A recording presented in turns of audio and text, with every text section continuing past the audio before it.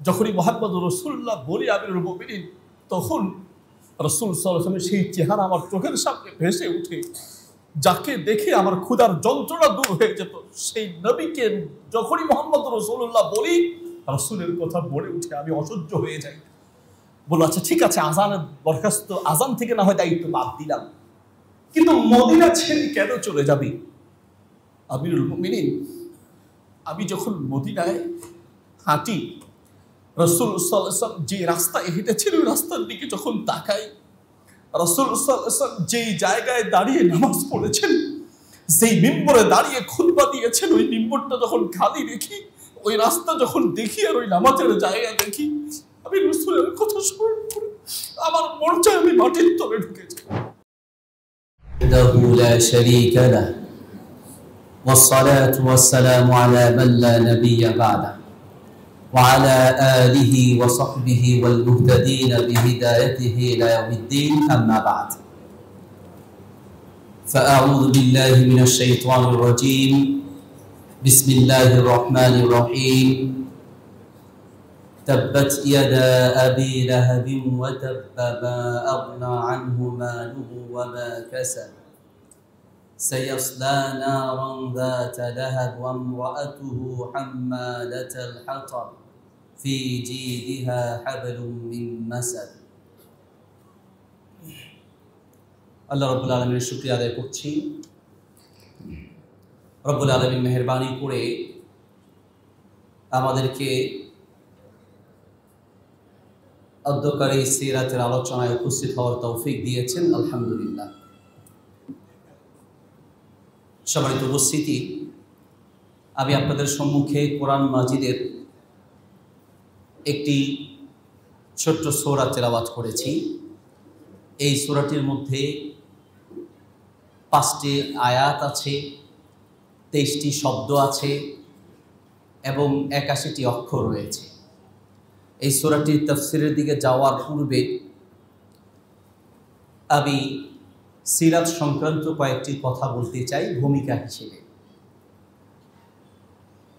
আরবি একটি মোকালাবা বা কথোপকথনের বই রয়েছে,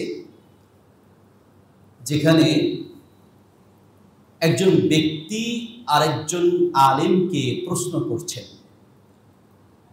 বললেন, সিফলিয়াল জান্নাহ, আমাকে জান্নাতের এমন একটি নিয়ামতের কথা বলুন যে নিয়ামতের কথা শুনলে পরে আমি অনেক বেশি জান্নাতের আকাঙ্ক্ষী হব, জান্নাতে সব সময় আমার কাছে পাব, সব সময় জান্নাতে থাকবে, এমন আকর্ষণীয় একটি নিয়ামতের কথা বলুন যেটি শুনলে আমি জান্নাতে যাওয়ার জন্য আরো বেশি আগ্রহী হয়ে উঠব। সে আলেম তার জবাবে ছোট্ট একটি শব্দ বলেছেন। কখনো কখনো একটি কথা মানুষের হেদায়েতের জন্য যথেষ্ট হয়। আমরা অনেকে, আপনারা আমাদেরকে অনলাইনে আলোচনা শুনেন, বলে যে হুজুর আপনার 5 মিনিটের বক্তব্য শুনেছি, আলহামদুলিল্লাহ 5 মিনিটের বক্তব্য থেকে অনেকটা পরিবর্তন আল্লাহ করেছেন। অনেক আলেমের 5 মিনিটের 2 মিনিটের বক্তব্য মানুষকে চেঞ্জ করে দেয়। আল্লাহ যদি হেদায়েত দিতে চায়, একটি আয়াত, একটি হাদিস মানুষের জীবনকে পাল্টে দিতে পারে। সে আলেম বললেন, জান্নাতে তুমি তোমার কাছে পাবে, তোমার সাথে থাকবে, তুমি পাশে পাবে। জান্নাতের এমন একটি বড় নিয়ামত হচ্ছে ফিহা রাসূলুল্লাহ, জান্নাতে আল্লাহ রাসূলকে পাওয়া যায়। মানে কি যে একটা জবাব দিল! আমি জানি না আপনাদের কাছে জবাবটা কেমন লেগেছে। ওয়াল্লাহি বলছি, আমি যেই দিন এই জবাবটি শুনলাম আমি ঘুমাতে পারি নাই, যে মানে কি এক জবাব! ফিহা রাসূলুল্লাহ, জান্নাতে গেলে যেই নবীকে না দেখে দুরূদ পড়েছি, যেই নবীর ইতিহাস শোনার জন্য ঘন্টার পর ঘন্টা অপেক্ষা করেছি, যেই নবীর ঘরের মতো, যেই নবীর মসজিদের মতো একটা দৃশ্য দেখে কলিজা ভরে যায়, সেই নবীকে জান্নাতে সব সময় দেখতে পাবো। আল্লাহু আকবার। দুজনের কথোপকথন দেখেছি, ইউটিউবে বোধহয় ভিডিওটি এখনো আছে। এক তরুণ যুবককে প্রশ্ন করা হলো, আপনি যদি আল্লাহ রসুল সাল্লাল্লাহু আলাইহি ওয়াসাল্লামকে পান, স্বপ্নে হোক অথবা বাস্তবে হোক, যে আল্লাহ রসুলকে আপনি পেলেন, আচ্ছা বলেন তো, রসুল সাল্লাল্লাহু আলাইহি ওয়াসাল্লামকে কাছে পেলে আপনি কি জিজ্ঞেস করতেন, কি জানতে চাইতেন, কি প্রশ্ন করতেন? সে খুব হতভম্ব হয়ে গেল। মানে প্রশ্নটা তো বিশাল প্রশ্ন, যে আমি রসুল সাল্লাল্লাহু আলাইহি ওয়াসাল্লামকে কাছে পেলে মানে প্রথম কি প্রশ্ন করবো? আপনাদেরকে যদি বলি যে আপনি আল্লাহ রসুলকে যদি স্বপ্নে দেখতে পান অথবা রসুল সাল্লাল্লাহু আলাইহি ওয়াসাল্লামকে কাছে পেলে আপনি সর্বপ্রথম কোন প্রশ্ন করবেন, আপনি হতভম্ব হয়ে যাবেন যে মানে কোন প্রশ্ন করব। সে একটু হতভম্ব হয়ে গেল। কিছুক্ষণ পরে জবাব দিচ্ছে, আমি যদি আল্লাহ রসুল সাল্লাল্লাহু আলাইহি ওয়াসাল্লামকে কাছে পাই, আমি কোনো কিছু জানার জন্য আমি তাকে প্রশ্ন করতাম না, আমি কোনো প্রশ্ন করব না। লা আসআলুহু শাইআন, আমি একদম কোনো প্রশ্ন করব না। কি বলেন আপনি কোনো প্রশ্ন করবেন না? না না, আমি কোনো প্রশ্ন করব না, কোনো কিছু তার কাছে আমি জানতে চাইব না। কেন? বলছে আমি রাসূল সাল্লাল্লাহু আলাইহি ওয়াসাল্লামকে কাছে পেয়ে তার কাছে কোনো কিছু জানতে চাওয়ার অর্থ হলো যে তিনি কোনো কিছু না জানানোর মতো রেখে গিয়েছেন, তার মানে কোনো কিছু এমন বাকি রয়েছে যে যেটা তাকে আবার জিজ্ঞেস করতে হবে। আর রাসূল সাল্লাল্লাহু আলাইহি ওয়াসাল্লাম তো কোনো পয়েন্ট বাদ দেয় নাই, আমার জীবনের যা প্রয়োজন সব রেখে গিয়েছেন। মানে কি আমি প্রশ্ন করব তাকে? আমি প্রশ্ন করার অর্থই হচ্ছে যে আমি তার জীবনী পড়ি নাই। আমি তাকে কোনো কিছু জানতে চাওয়ার অর্থই হচ্ছে তিনি আমার জন্য যা কিছু বলেছেন আমি জানতে চাই নাই, আমি পড়ি নাই, এটা আমার দুর্বলতা, কিন্তু কোন পয়েন্ট তিনি বাকি রাখেন নাই। বিদায় ভাষণে যে বলেছেন আল্লাহুম্মা শাহাদ, আল্লাহ আপনি সাক্ষী রাখেন আমি সব পৌঁছে দিয়েছি। ভাই আমার, আমি জানি না যে আমার কথাগুলো আপনাদের কলিজা পর্যন্ত পৌঁছাতে পারবো কিনা। হেদায়েতের মালিক তো আল্লাহ। তবে আমি আমার রবের কাছে দোয়া করছি, আল্লাহ আমার প্রত্যেকটা কথা প্রত্যেকটা মানুষের কলিজায় পৌঁছে দাও।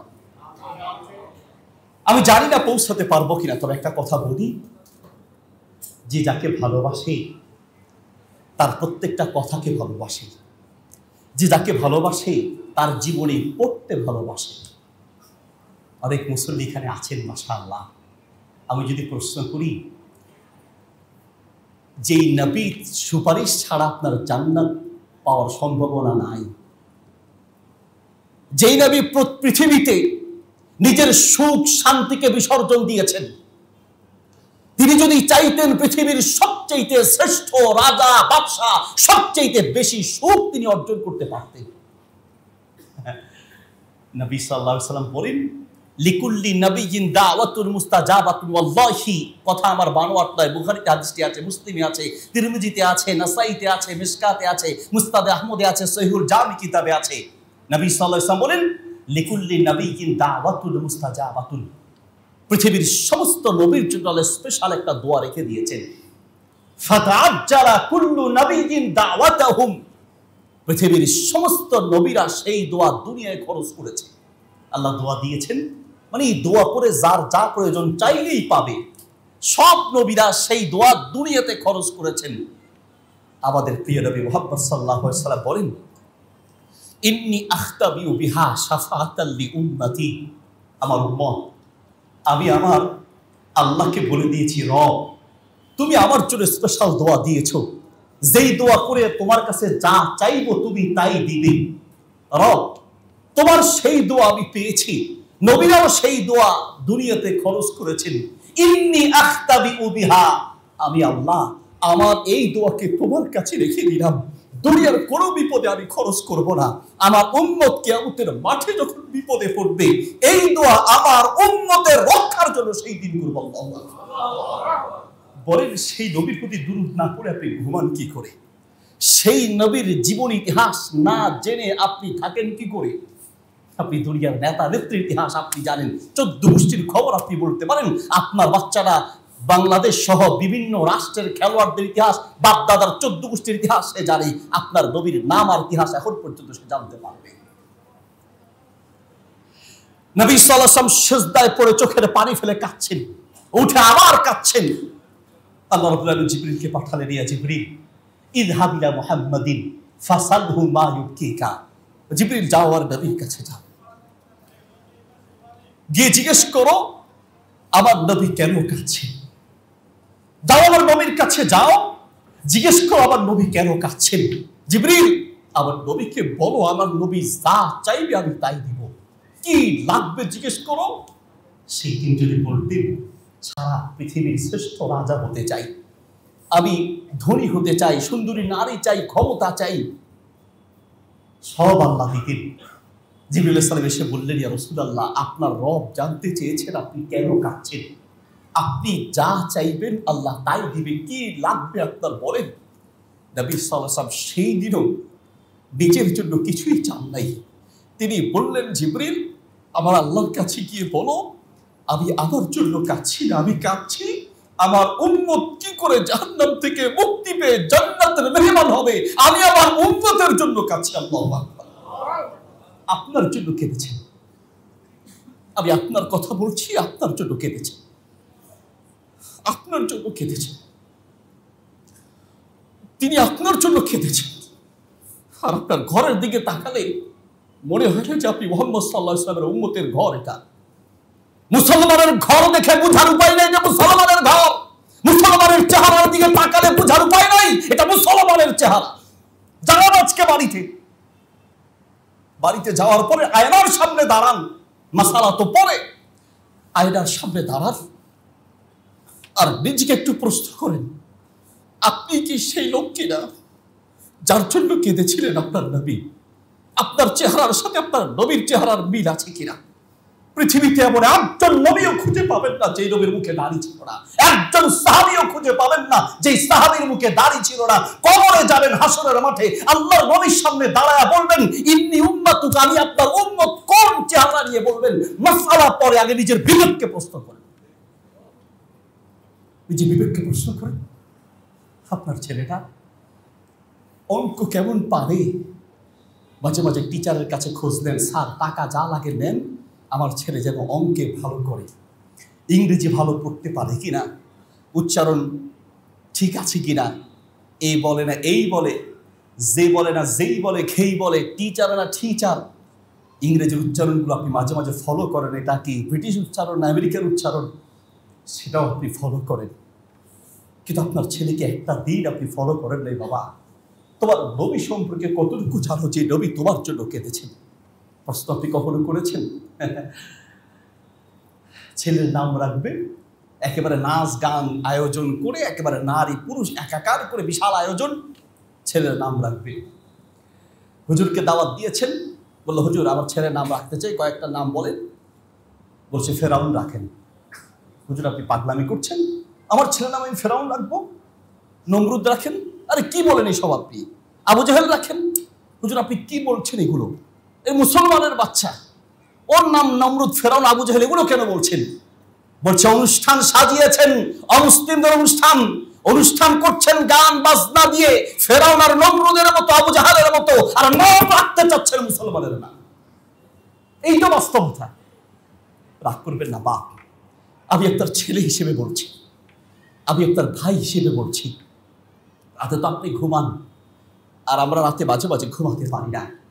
উম্মতের এই দৃশ্য যখন দেখি নিজেকে বড় অপরাধী মনে হয় যে আমি আপনার হাতটা ধরে যদি বুঝাতে পারতাম যে বাপ আপনি ভুল পথে আছেন।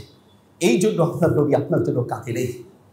দুনিয়ার সব কিছু আপনি পড়লেন, এখন পর্যন্ত আপনার যেই প্রিয় নবী কিয়ামতের মাঠে সিজদায় পড়ে আপনার জন্য কাঁদবেন, সেই নবীর জীবনীটা এখন পর্যন্ত শেষ করতে পারেন নাই। বলবেন কি করে আমি আপনার উম্মত? কতটুকু জেনেছেন সেই নবী সম্পর্কে? ভালোবাসা যদি কলিজায় থাকে, নবীর হাদিস পড়ার মধ্যেও মজা পাওয়া যায়, জীবনী পড়তেও মজা পাওয়া যায়। শুনুন, আবু বাসির বাড়িতে গিয়ে প্রয়োজনে অনলাইনে সার্চ দিবেন, ChatGPT, ডিপসিক, জেমিনি যা আছে এগুলোকে ইসলামের কাজে ব্যবহার করেন, সার্চ দিয়ে দেখবেন আবু বাসির রাদিয়াল্লাহু আনহু অনেক কষ্ট করে মক্কায় নির্যাতনের শিকার হয়ে অনেক কষ্ট করে রাতের অন্ধকারে পালিয়ে মদিনায় চলে গেলেন। যখন গেলেন পা দিয়ে রক্ত ঝরছে, মদিনা দেখে খুব আশান্বিত হয়েছেন যে আমি ঠিক মসজিদে নববীর কাছে চলে এসেছি। কিন্তু রাসূল সাল্লাল্লাহু আলাইহি ওয়াসাল্লাম মক্কাবাসীদের সাথে চুক্তিবদ্ধ, মক্কার কোনো ব্যক্তি যদি আপনার কাছে আসে তাকে ফিরিয়ে দিতে হবে। তাকে খুঁজতে খুঁজতে দুজন সৈন্য গেলেন। যাওয়ার পর রাসূল সাল্লাল্লাহু আলাইহি ওয়াসাল্লামের কাছে যাওয়ার পরই সে খুব আশান্বিত ছিলেন যে আমাকে আল্লাহ রাসূল সাল্লাল্লাহু আলাইহি ওয়াসাল্লাম ফিরিয়ে দিবেন না। রাসূল সাল্লাল্লাহু আলাইহি ওয়াসাল্লাম তার দিকে তাকিয়ে থাকলেন। মাত্র ফজরের নামাজ শেষ করলেন, দেখলেন সে আসছে, তাকে দেখে অভ্যর্থনা জানালেন, তাকে কাছে টেনে নেবেন। ঠিক সেই মুহূর্তে পিছনের দুইজন সৈন্য দৌড়াতে দৌড়াতে এসে বলেছে, আপনার সাথে চুক্তিবদ্ধ, তাকে আমাদের হাতে তুলে দেন, তাকে নিয়ে যাব। আবু বাসির বলছেন যে আমি তখন একটু এই কথা আমার মনে আসে নাই যে আল্লাহ রসুল আমাকে ফিরিয়ে দিবেন। আমি ভেবেছি যাই কিছু হোক আমি আমার জায়গা মতো এসেছি, এই কথা মনে করে আমি দাঁড়িয়ে থাকলাম। সাহাবীরা সবাই চিন্তা করেছে যে না, আমাকে এই মুশরিকদের হাতে আবার নির্যাতনের হাতে তুলে দেবে, এটা হতে পারে না। কিন্তু রাসূল সাল্লাল্লাহু আলাইহি ওয়াসাল্লাম আবু বাসিরকে কাছে ডেকে বললেন, শোনো, আমি তো তাদের সাথে চুক্তিবদ্ধ, তোমাকে আমি ফিরিয়ে দিতে বাধ্য। আর মনে মনে একটু আওয়াজ করে তাদের সামনে বললেন যে আবু বাসিরের যদি আরও কিছু সঙ্গী হতো। আবু বাসির তাদের সাথে, যেহেতু রাসূল সাল্লাল্লাহু আলাইহি ওয়াসাল্লাম ওয়াদাকৃত, ওয়াদাও ভাঙতে পারছে না, তাকেও রাখতে পারছে না। আবু বাসির বলছে, আমি সামনের দিকে যাচ্ছি আর বারবার আল্লাহ রসুলের দিকে তাকাচ্ছি। রাসূল সাল্লাল্লাহু আলাইহি ওয়াসাল্লাম চোখের পানি ফেলে আমার দিকে তাকিয়ে আছে, না রাখতে পারছেন না আমাকে বিদায় দিতে পারছেন। আমিও বারবার রাসূল সাল্লাল্লাহু আলাইহি ওয়াসাল্লামের দিকে তাকিয়ে বারবার আশা করছি যে আমাকে আল্লাহ রসুল বলবেন যে ফিরে আসো, তোমাকে যেতে দিব না, রেখে দিবে। কিন্তু রাসূল সাল্লাল্লাহু আলাইহি ওয়াসাল্লাম কিছু বলতে পারছেন না। আমি ভাবলাম যে আসলে রাসূল সাল্লাল্লাহু আলাইহি ওয়াসাল্লাম দুনিয়া উল্টে গেলে ওয়াদা তো তিনি ভাঙতে পারবেন না। আমি যে দুই মুশরিক আমাকে নিয়ে যাচ্ছে, আমি তাদের সাথে চলে গেলাম। পরবর্তীতে আমি সেই দুইজনকে মেরে, যেহেতু তারা আমার নির্যাতন চালিয়েছে, আমি তাদেরকে রেখে আমি সমুদ্রের পাড়ে চলে গেলাম। তাদেরকে আমি জাহান্নামে পাঠিয়ে আমি চলে গেলাম আমার মতো করে। আমি নদীর পাড়ে গিয়ে অবস্থান করলাম। তার এই অবস্থানের কথা শুনে মক্কার আরও নির্যাতিত মুসলমান যারা আছে, যেহেতু মদিনা আসতে পারবে না, যাবে কোথায়, সেই নদীর পাড়ে তাদের সাথে কি একটা অবস্থান তৈরি করেছে। এরপরে অপেক্ষা করতে লাগলো যে কোন দিন আল্লাহ রাসূল সাল্লাল্লাহু আলাইহি ওয়াসাল্লাম আবার আমাদেরকে ডাকবেন, কোন দিন আবার রাসূলের পিছনে নামাজ পড়তে পারবো। মক্কার সাথে যেহেতু রাসূল সাল্লাল্লাহু আলাইহি ওয়াসাল্লাম একটা চুক্তি ছিল, কিছুই করতে পারছেন না।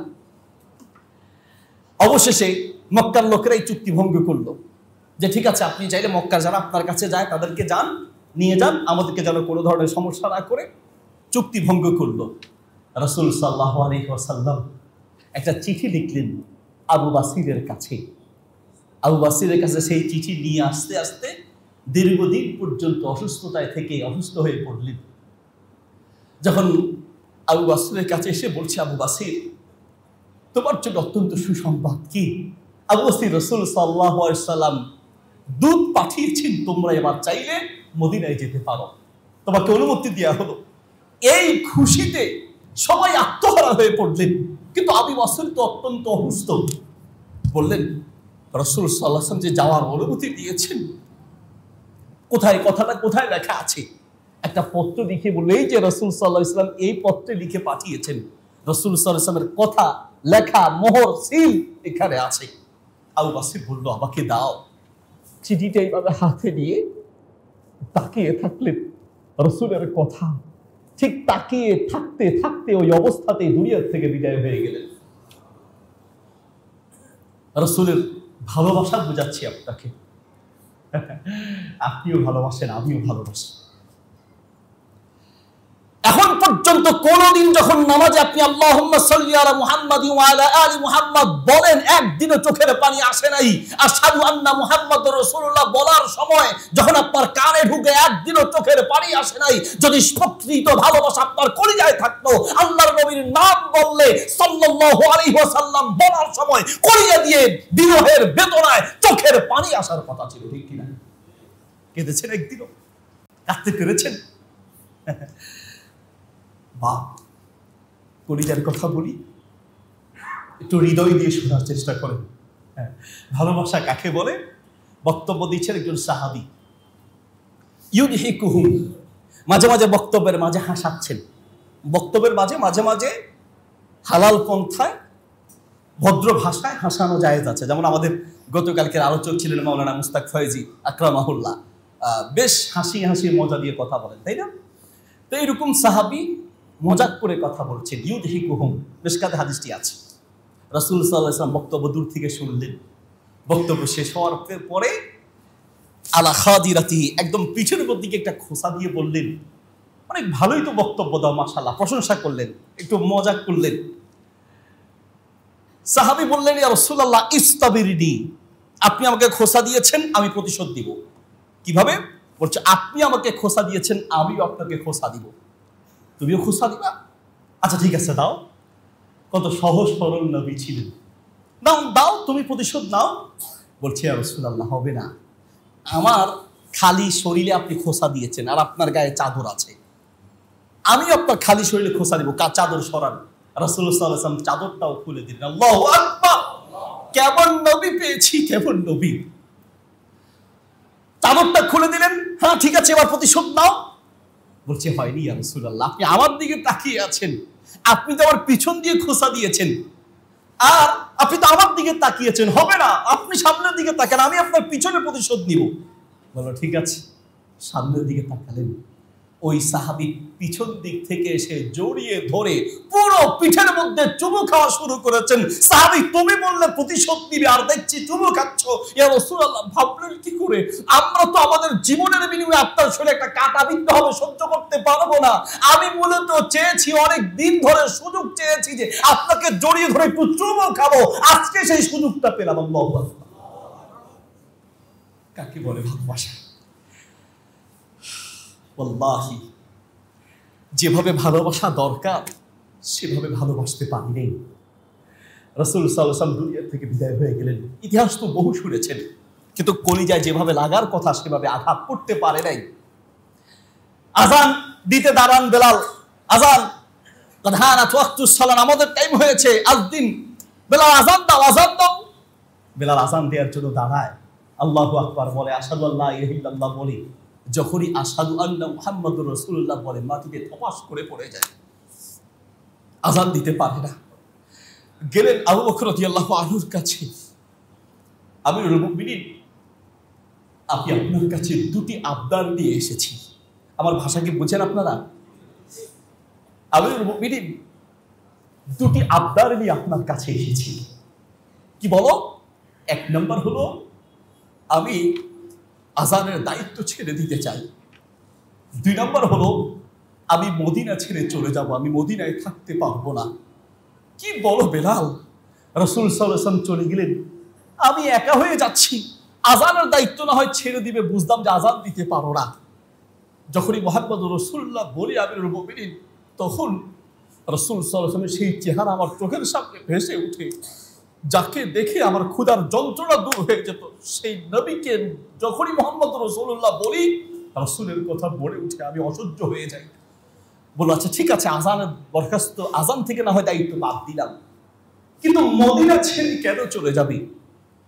আমিরুল মুমিনিন, আমি যখন মদিনায় হাঁটি, রাসূল সাল্লাল্লাহু আলাইহি ওয়াসাল্লাম যে রাস্তায় হেঁটেছিল, ওই রাস্তার দিকে যখন তাকাই, রাসূল সাল্লাল্লাহু আলাইহি ওয়াসাল্লাম যেই জায়গায় দাঁড়িয়ে নামাজ পড়েছেন, যেই মিম্বরে দাঁড়িয়ে খুতবা দিয়েছেন, ওই মিম্বরটা যখন খালি দেখি, ওই রাস্তা যখন দেখি, আর ওই নামাজের জায়গা দেখি, আমি রাসূলের কথা স্মরণ করে আমার মন চায় আমি মাটির তলে ঢুকে যাই।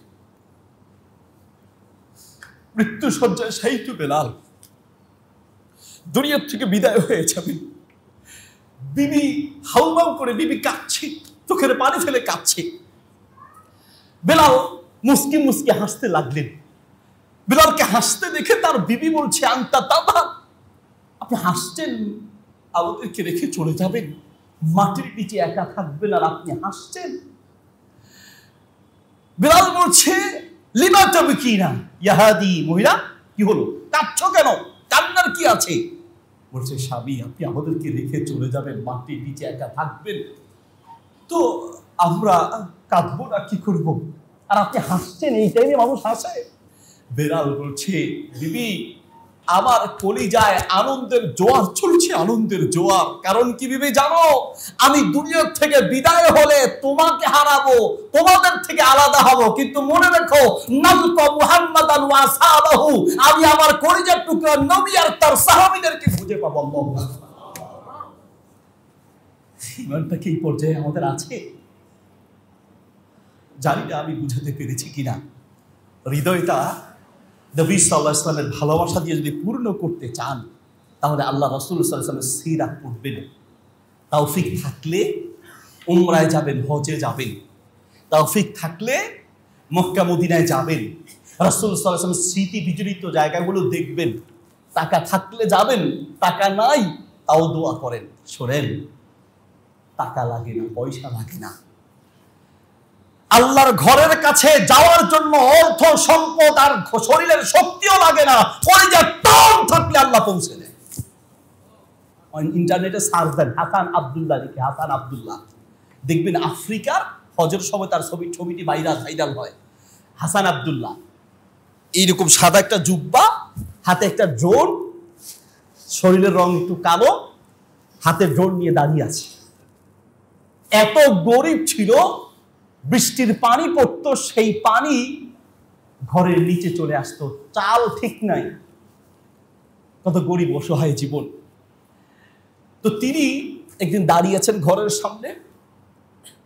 এই অবস্থায় তুরস্কের একদল প্রতিনিধি দল একটা মুভি তৈরি করার জন্য ড্রোন নিয়ে তার এলাকায় গিয়েছে, ভিডিও করবে। ড্রোন তো বুঝেন, এই যে ক্যামেরাগুলো বসে আছে আর ড্রোন হচ্ছে উড়ে উড়ে রেকর্ড করে। তো সে দাঁড়িয়ে থাকতে দেখছে যে একটা ড্রোন আকাশে উঠতে উঠতে এসে সেটা তার সামনে পড়ে গেল। লোকটা দৌড়ে গিয়ে পানিতে পড়ার আগেই সে ড্রোনটা ধরে দাঁড়িয়ে আছে আর তাকিয়ে আছে, অনেকক্ষণ উড়ছে, ওইদিকেও তাকিয়েছিল, পড়ার সময় সেটাকে ধরে ফেললো এবং ওটার দিকে তাকিয়ে আছে। তুরস্কের যারা ভিডিও করতে এসেছে তারা সেই ড্রোন লোকেশন খুঁজে খুঁজে তার কাছে এসে বলল, ভাই এই ড্রোনটা অনেক দামি একটা ড্রোন, আপনি বাঁচিয়ে দিয়েছেন, আর একটু হলে পানিতে পড়ে নষ্ট হয়ে যেত, আপনাকে আমরা পুরস্কৃত করতে চাই, কি চান আপনি বলেন। হাসান আব্দুল্লাহ বলল, ভাই আমার একটা চাওয়া আছে। কি চাওয়া? আচ্ছা বলেন তো, এই যে ড্রোন যেটা উঠছে এটা এই সাইজের, আর একটু বড় কোনো ড্রোন আপনাদের কাছে আছে কিনা?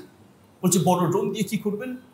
বলছে ভাই বড় যদি কোনো ড্রোন থাকে সেই ড্রোনের উপর আমাকে একটু বসায় দিবেন, আর আমাকে একটু খালি কাবার কাছে মক্কায় একটু আমাকে পৌঁছে দিয়ে আসবেন। আল্লাহু আকবার। আমাকে ফিরে আনতে হবে না এই ঘরটা আবার। টাকা নেই, পয়সা নাই, অর্থ নেই, সম্পদ নেই, গরিব মানুষ। কিন্তু যখনই আমি ইতিহাস শুনি বারবার আমার মন চায় আমি একটু আল্লাহর ঘরের কাছে যাই। বললো আপনি কথাটা আরেকবার বলেন। ভিডিও করলো, ইন্টারনেটে ছেড়ে দিল। বিশ্বের বহু ব্যবসায়ীরা তার ঠিকানা খোঁজা শুরু করেছে, তাকে হজ করতে পাঠাবে। তুরস্কের সরকার বলছে তার দায়িত্ব কোনো মানুষের হাতে দেওয়া হবে না।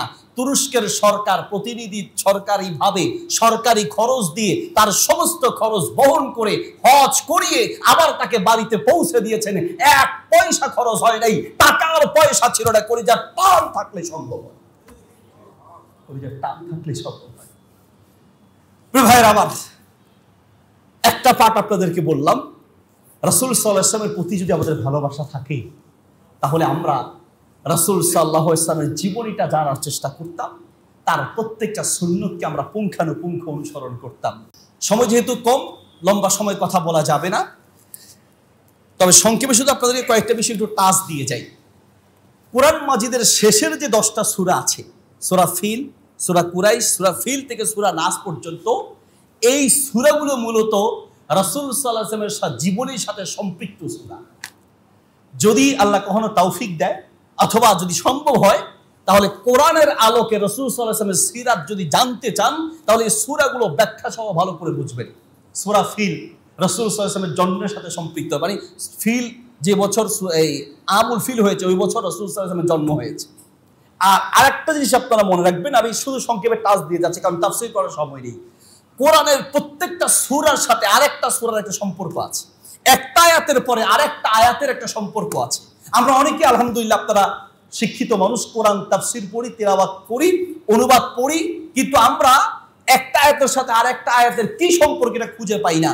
খুঁজে না পেলে সেটা আপনার দুর্বলতা, কিন্তু মনে রাখবেন আল্লাহ কোনো কথা অহেতুক বলেন না। কোন আয়াতের পরে কোন আয়াত হবে, কোন সূরার পরে কোন সূরা হবে, এটা আল্লাহ সুবহানাহু ওয়া তাআলা রাসূল সাল্লাল্লাহু আলাইহি ওয়াসাল্লাম সাহাবীদেরকে বলেছেন এই আয়াতের পরে এই আয়াত রাখো, এই সূরার পরে এই সূরা। তাহলে প্রত্যেকটার সাথে প্রত্যেকটা একটা সম্পর্ক আছে। সম্পর্ক খুঁজে না পেলে এটা আমাদের দুর্বলতা, কিন্তু কোরআনের কোনো দুর্বলতা নেই। সূরা ফিল মূল আলোচ্য বিষয় কি? সূরা ফিলের মূল আলোচ্য বিষয় হচ্ছে আল্লাহর বিরোধিতা করলে কিভাবে ধ্বংস হয়, আর আল্লাহ যখন ধ্বংস করতে চায় পৃথিবীর কেউ তাকে বাঁচাতে পারে না। এই অংশটাও আগের সূরার সাথে সম্পর্ক আছে। সূরা হুমাজায় আল্লাহ বলেছেন ওয়াইলুল লিকুল্লি হুমাযাতিল লুমাযা আল্লাযী জামা মালাহু আদ্দাদা ইয়াহসাবু আন্না মালাহু আখলাদা। কিছু মানুষ আছে যারা সম্পদ গণনা করে, জমা করে রাখে, আর মনে করে যে এটা আমাকে চিরস্থায়ী করবে, বিপদে পড়লে টাকা পয়সা দিয়ে আমি উদ্ধার পাবো। আল্লাহ সূরা ফিলে জানায় দিলেন তোমার অর্থ সম্পদ আর টাকা পয়সা তোমাকে বাঁচাতে পারবে না। আল্লাহ ধরলে পৃথিবীর কোনো ক্ষমতা, কোনো সম্পদ কাউকে বাঁচাতে পারে না। সূরা ফিল থেকে জেনে নাও। সূরা ফিল থেকে আল্লাহ জানায় দিলেন। পুরো তাফসীর করলে আপনি আরো ক্লিয়ার বুঝবেন। ছোট্ট কিছু পাখি পাঠিয়েছেন, ওয়া আরসালা আলাইহিম তয়রান আবাবিল। ধ্বংস করেছে কিভাবে? বড় বড় হাতি নিয়ে এসেছে, বড় বড় আপনার সৈন্যবাহিনী নিয়ে এসেছে, বিশাল সৈন্যবাহিনী নিয়ে এসেছে। আল্লাহ বেশি কিছু পাঠায় নাই। তাফসীর কারকদের মত হচ্ছে চড়ুই পাখির চেয়ে ছোট, চড়ুই পাখির চেয়েও একদম ছোট, ডান পায়ে একটা, বাম পায়ে একটা, মুখে একটা, 3টা করে পাথর এনেছে। প্রত্যেকটা পাথরের সাইজ ছিল মসুরের ডালের মতো, এক একটা মসুরের ডালের মতো এই পাথরগুলো। ও আরসালা আলাইহিম, তাদের মাথার উপরে ঠেলেছে, মাথা দিয়ে ঢুকে পায়খানা রাস্তা দিয়ে বের হয়ে মাটি পর্যন্ত ছিদ্র করে ফেলেছে। কাসিম মাকুল, একেবারে চর্বিত ভুসির মতো করে ফেলেছে। প্রত্যেকটা শব্দের আলাদা আলাদা ব্যাখ্যা জানার চেষ্টা করবেন, তাহলে কোরআন বুঝতে সহজ হবে। আল্লাহ বলেছেন আলাম তারা কাইফা ফাআলা রাব্বুকা বিআসহাবিল ফিল। আপনি কি দেখেন নাই হাতিওয়ালাদের নিদর্শন? তা হাতিওয়ালাদেরকে আল্লাহ কি করেছেন রাসূল সাল্লাল্লাহু আলাইহি ওয়াসাল্লাম দেখেন নাই? রাসূল সাল্লাল্লাহু আলাইহি ওয়াসাল্লামকে প্রশ্ন করার অর্থ কি? অর্থ হচ্ছে সেই জামানায়, রাসূলের জামানায়ও দুইজনকে আয়েশা রাদিয়াল্লাহু আনহা বর্ণনা করেন যে যাদেরকে আল্লাহ ধ্বংস করেছেন কারো দুইজনের পা নাই, চোখ নেই, কান নাই। এই অবস্থায় রাসূল সাল্লাল্লাহু আলাইহি ওয়াসাল্লাম দেখেছেন, সাহাবায়ে কেরাম দেখেছেন। তার মানে তাদেরকে দেখলেই তো বোঝা যায় যে আল্লাহর মাইটটা কেমন ছিল, কেমন মাইট ছিল।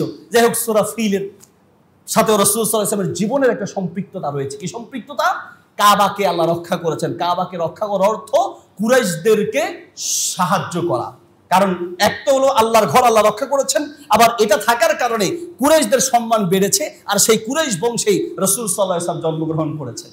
এরপরে সূরা দেখেন লিইলাফি কুরাইশ ইলাফিহিম রিহলাতা শিতাই ওয়াস সাইফ। একটু দ্রুত বলছি সংক্ষেপে যেহেতু সময় কম। পরে সূরায় কি বলছেন যে শোনো, কুরাইশদেরকে উদ্দেশ্য করে বলছেন তোমাদেরকে গ্রীষ্ম, শীতকাল, গরমকাল অবাধে তোমাদেরকে ব্যবসা করার সুযোগ করে দিয়েছেন। ফালিয়াবুদু রাব্ব হাযাল বাইত, কাজেই বাইতুল্লাহর রবের ইবাদত করা তোমাদের উচিত, বাধা দেওয়া উচিত নয়। কারণ কি? তোমাদেরকে ব্যবসা করার দুনিয়ার নিয়ামত দিয়েছেন। যদি বাদশা আব্রাহা কাবা ভেঙে ফেলতো তাহলে মানুষ আর কাবার উদ্দেশ্যে এখানে আসতো না, বা তোমাদেরকে সম্মান করতো না। তোমাদের সম্মান বৃদ্ধি করেছে বাদশা আব্রাহাকে ধ্বংস করে। কাজেই আল্লাহর নিয়ামতের শুকরিয়া আদায় করো, আল্লাহর ইবাদত করো। তাহলে সূরা ফিলের সাথে সূরা কুরাইশের সম্পর্ক আছে কিনা? আছে। তোমাদেরকে নিয়ামত দিয়েছেন, ব্যবসা করেছেন, অনেক অর্থ সম্পদ জমা করেছো। এরপরে সূরা বলছেন আরাইতাল্লাযী ইউকাযযিবু বিদ্দীন ফাযালিকাল্লাযী ইয়াদউল ইয়াতীম ওয়া লা ইয়াহুদ্দু আলা তাআমিল মিসকিন। কি বুঝাচ্ছেন? যে শোনো, মানে মূল কথা বুঝাচ্ছি, তোমাদেরকে এত নিয়ামত দিয়েছেন। রাসূল সাল্লাল্লাহু আলাইহি ওয়াসাল্লামকে উদ্দেশ্য করে বলছেন দেখেন, এত নিয়ামত দেওয়ার পরে, এত অর্থ সম্পদ দেওয়ার পরেও এই মানুষগুলো এত বড় নিমক হারাম, গরিব মিসকিন দেখলে গলা ধাক্কা দিয়ে বের করে দেয়, মানুষকে খাওয়াতে চায় না। এত নিমক হারাম যে এত নিয়ামত পাওয়ার পরেও মানুষের প্রতি দানশীল হয় না। ফাওয়াইলুল লিল মুসাল্লিন আল্লাযীনা হুম আন সালাতিহিম সাহুন। এখানে নামাজের কথা বললেন, আগে বললেন মানুষকে খাওয়ানোর কথা, এখন বললেন নামাজের কথা।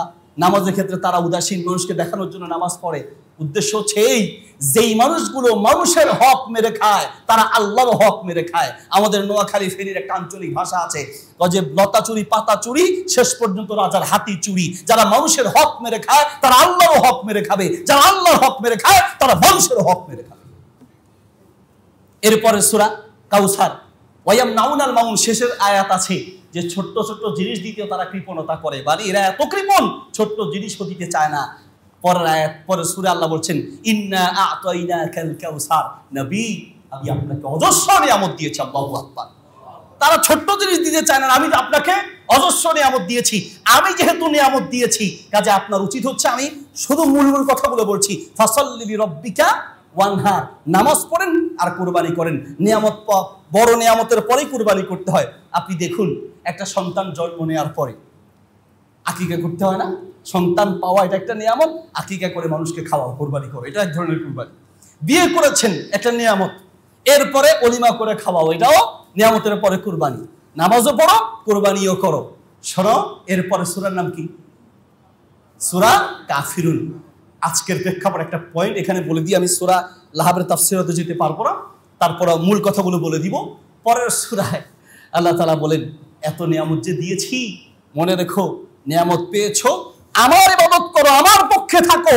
খবরদার, এই নিয়ামত পাওয়ার পরে অনেকে তোমার কাছে আসবে, অনেকে তোমাকে অনেক রকমের প্রস্তাব দিবে। ওই যে বলেছেন নবী, আপনি যদি চান মক্কার সেরা সুন্দরী নারী আপনাকে দিব, আপনি যদি চান তো সবচেয়ে বড় নেতা আপনাকে বানায় দিব, আপনি যদি চান দুনিয়ার সবচেয়ে বড় ক্ষমতাবান আপনাকে বানায় দিব।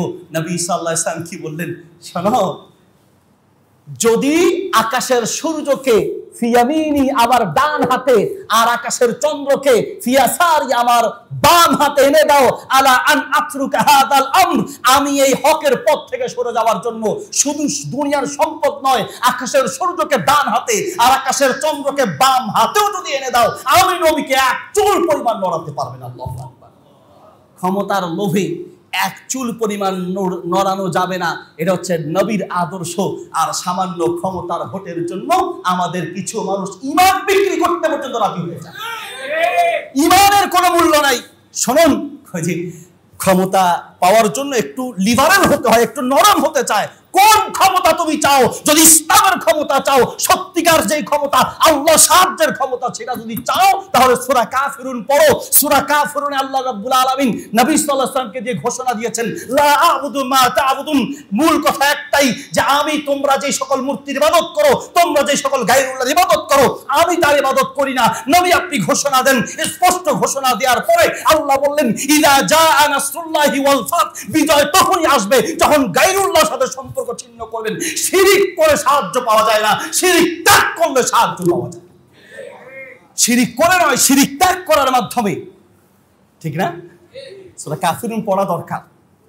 এরপরে সূরা নাসর বললেন, ইযা জাআ নাসরুল্লাহি ওয়াল ফাত, আল্লাহ সাহায্য আসবে, মানুষ দিনে দিনে আল্লাহর পথে আসবে। আল্লাহ সাহায্য যখন আসবে, তখন দেখবেন কারো বিরোধিতা আপনার করা লাগবে না, এমনি ধ্বংস হবে।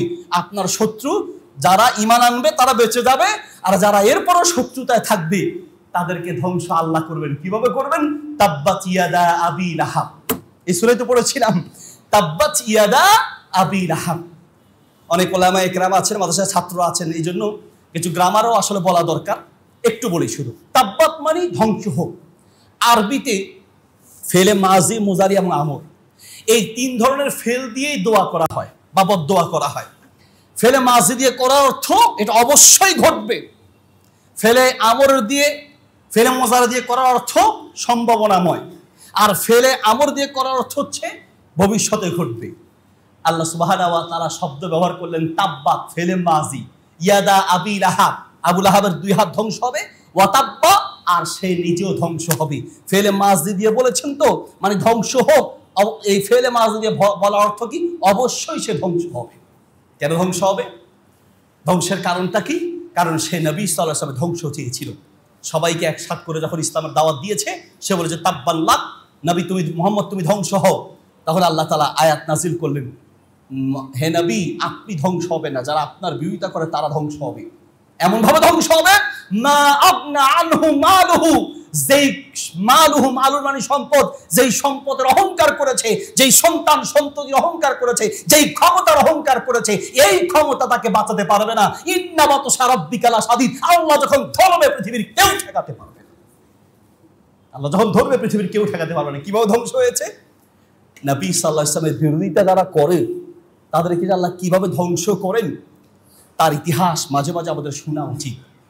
আবু লাহাব মৃত্যুর আগে শরীরে একটা ফোড়া উঠেছে, বিচি বিচি ফোড়া। এই ফোড়াটা আস্তে আস্তে বড় হতে লাগলো, ব্যথা শুরু হলো।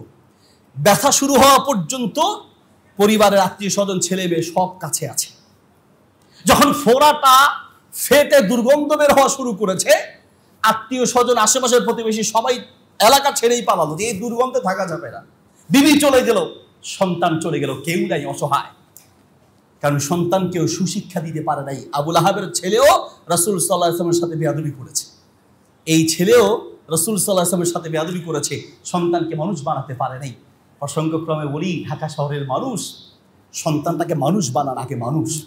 আমি আমার ছাত্রদেরকে বলি, আগে মানুষ হও, তুমি আগে মানুষ হও। বড় ডাক্তার, বড় ইঞ্জিনিয়ার, বড় মুফতি, বড় মুহাদ্দিস, বড় মুফাসসির নাও হতে পারো, কিন্তু আগে মানুষ হওয়ার চেষ্টা করো।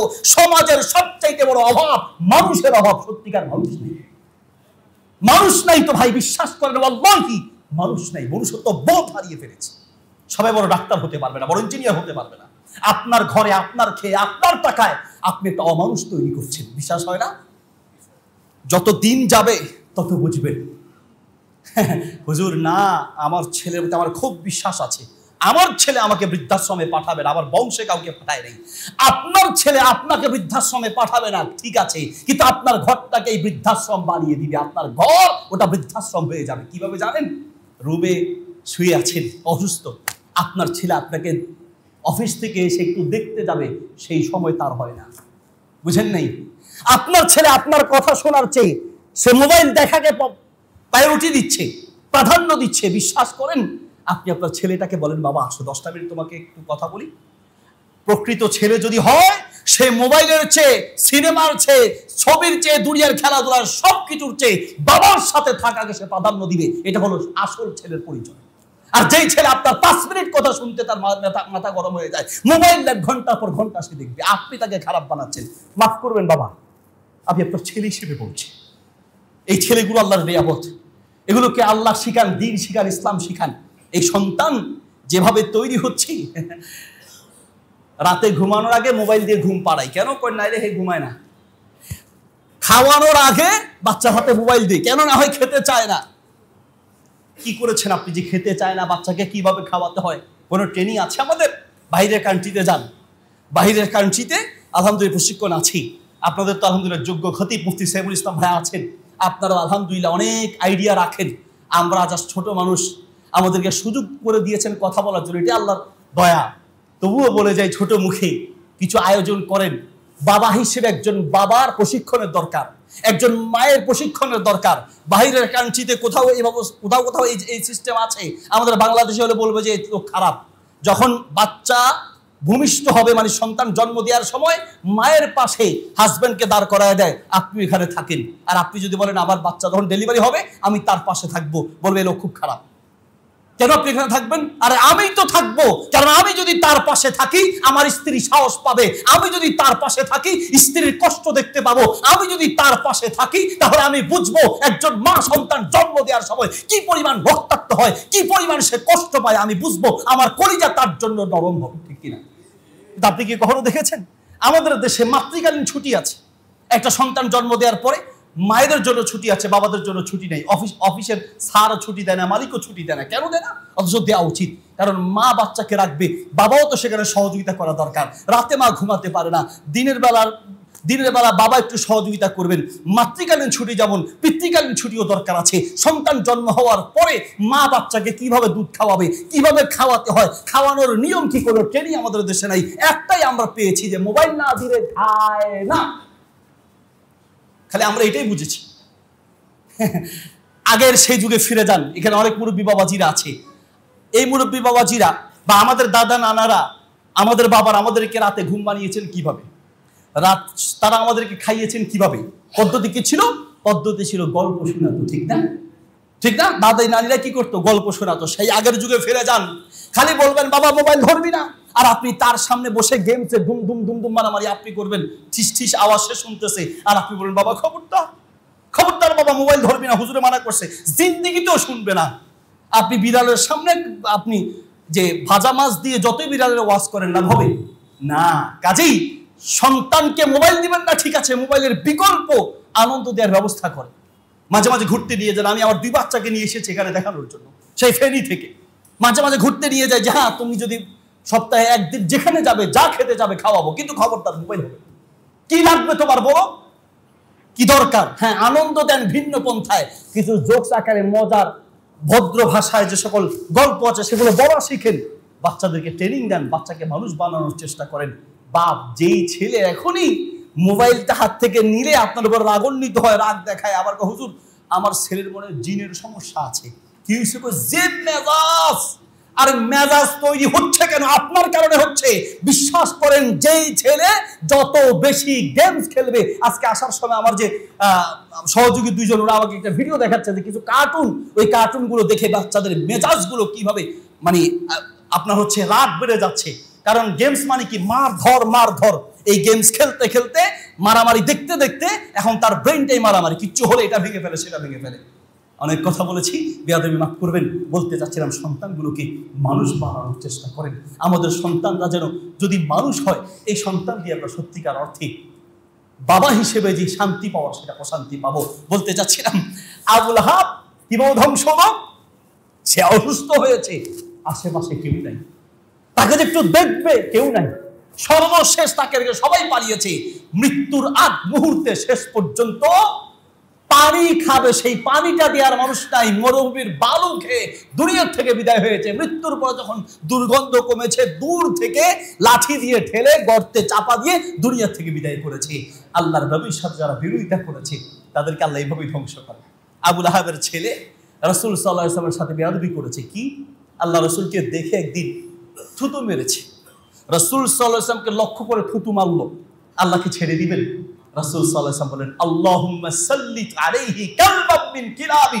আল্লাহ আমার মুখে থুতু মেরেছে। বললেন, শোনো, তোমাকে আল্লাহ হিংস্র প্রাণী দিয়ে শেষ করে দিয়ে তোমার এই চেহারা আল্লাহ ধ্বংস করে ফেলবে। আবু লাহাবের ছেলে এটা শুনে বাবার কাছে গিয়ে বললো, বাবা আজকে একটা কাজ করেছি। কি? আমি আমার বাবার মুখে, আমি রাসূল মুহাম্মদ সাল্লাল্লাহু আলাইহি ওয়াসাল্লামের মুখে, আব্দুল্লাহ বেটা মুহাম্মদের মুখে সাল্লাল্লাহু আলাইহি ওয়াসাল্লাম থুতু মেরেছি। কি বলো, থুতু মারলা তুমি? কিছু কি বলেছে? বলছে, হ্যাঁ। কি? আমার এই মুখ নাকি হিংস্র প্রাণী খেয়ে ফেলবে। আবু লাহাব বলল, বাবা তাহলে তোমাকে সতর্ক থাকতে হবে। কেন? বলছে, আমরা জন্মের পর থেকে দেখে এসেছি মুহাম্মদ যা বলে পৃথিবী উল্টে যেতে পারে। এই আব্দুল্লাহর বেটা মুহাম্মদের কথা দুই রকম হতে দেখি। কাজেই তোমাকে সতর্ক থাকতে হবে। কি করতে হবে? যেখানেই যাবে আমাকে সাথে নিয়ে যাবে, যেখানেই যায় বাবার সাথে করে যায়, যেখানে যায় বাবার সাথে করে যায়। সিরিয়ায় যাবে ব্যবসার উদ্দেশ্যে, চিন্তা করলেন ছেলেকে রেখে গেলে যদি সিংহ খেতে আসে তো তাকে বাঁচাবো কি করে? বলছে, তুমি আমার সাথে চলো। নিয়ে গেলেন। ব্যবসা করে ফেরার পথে আরবরা ওই যে তাঁবু টানিয়ে থাকে, তো তারা তাঁবু টানিয়ে এক জায়গায় থাকবে। এবং আবু লাহাবের ভয়, ওই যে বদদোয়া আছে যে কোন সময় এই বদদোয়া আবার লেগে যায়, কি করা যাবে? বলছে, একটা কাজ করো, দুই ভাগ করো, এক ভাগ আমরা ঘুমাবো আর এক ভাগ পাহারা দিবে। আবার আমরা জাগ্রত থাকবো, পাহারা দিব, তোমরা ঘুমাবে। বলো ঠিক আছে। আবু লাহাব সহ একদল ঘুমালো।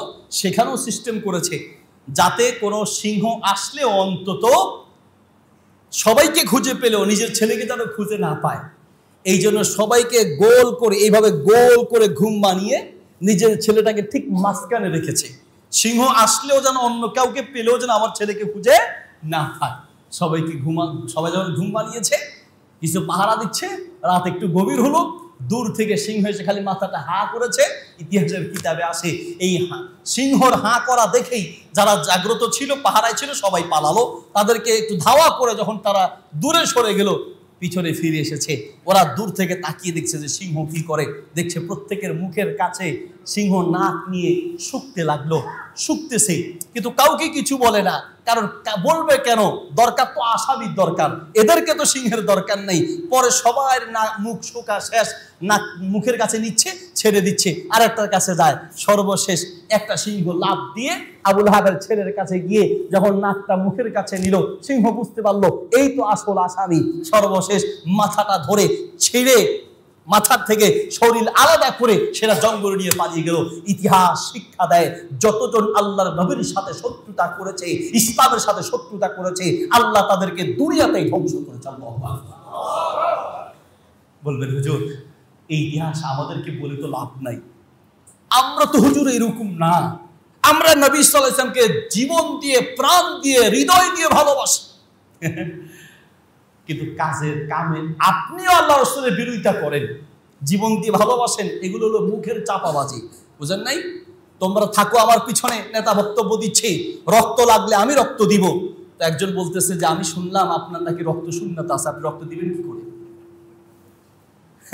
আপনার তো নিজেরই রক্ত শূন্যতা, আপনি দিবেন কি করে? জান লাগে, প্রাণ লাগে, নবী সাল্লাল্লাহু আলাইহি ওয়াসাল্লামের জন্য সব দিবেন, সত্য কথা। আপনি আল্লাহর নবীর বিরোধিতা করছেন। কিভাবে করছেন? যখনই আল্লাহর নবীর কোন সুন্নতকে নিয়ে তিরস্কার করছেন, কটাক্ষ করছেন, আপনিও আল্লাহর নবীকে অপমান করছেন, আপনি করছেন। আমার মনে আছে শ্রীলঙ্কা মাহফিলের উদ্দেশ্যে গিয়েছিলাম, মালদ্বীপ যাব, মালদ্বীপ আমার মাহফিল ছিল। তা আমি শ্রীলঙ্কা প্রথমে গেলাম, সেখান থেকে প্রোগ্রাম শেষ করে মালদ্বীপ যাওয়ার জন্য আমি এয়ারপোর্টে, শ্রীলঙ্কা এয়ারপোর্টে ছিলাম। একজন আলেম এসে বলছে, হুজুর আপনার সাথে আমার একটু কথা আছে। কি কথা? না থাক, লাগবে না, থাক, আপনার সাথে একটু কথা আছে। কি কথা? বলছে হুজুর এয়ারপোর্টে একটা কাহিনী বলি। আমি বললাম হ্যাঁ বলেন।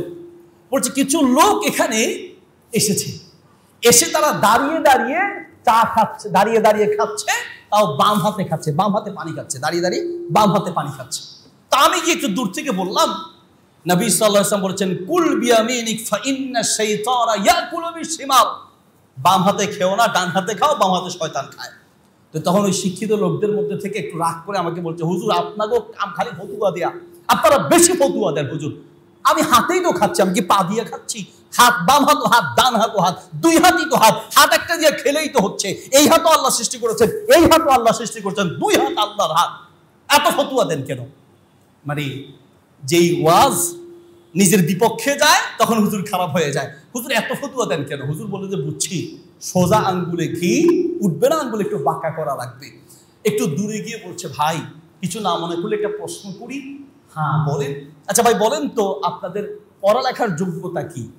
বলছে মিয়া ফাজলামি করেন, আমি LLB পাস, ও মাস্টার্স পাস, ও PhD পাস।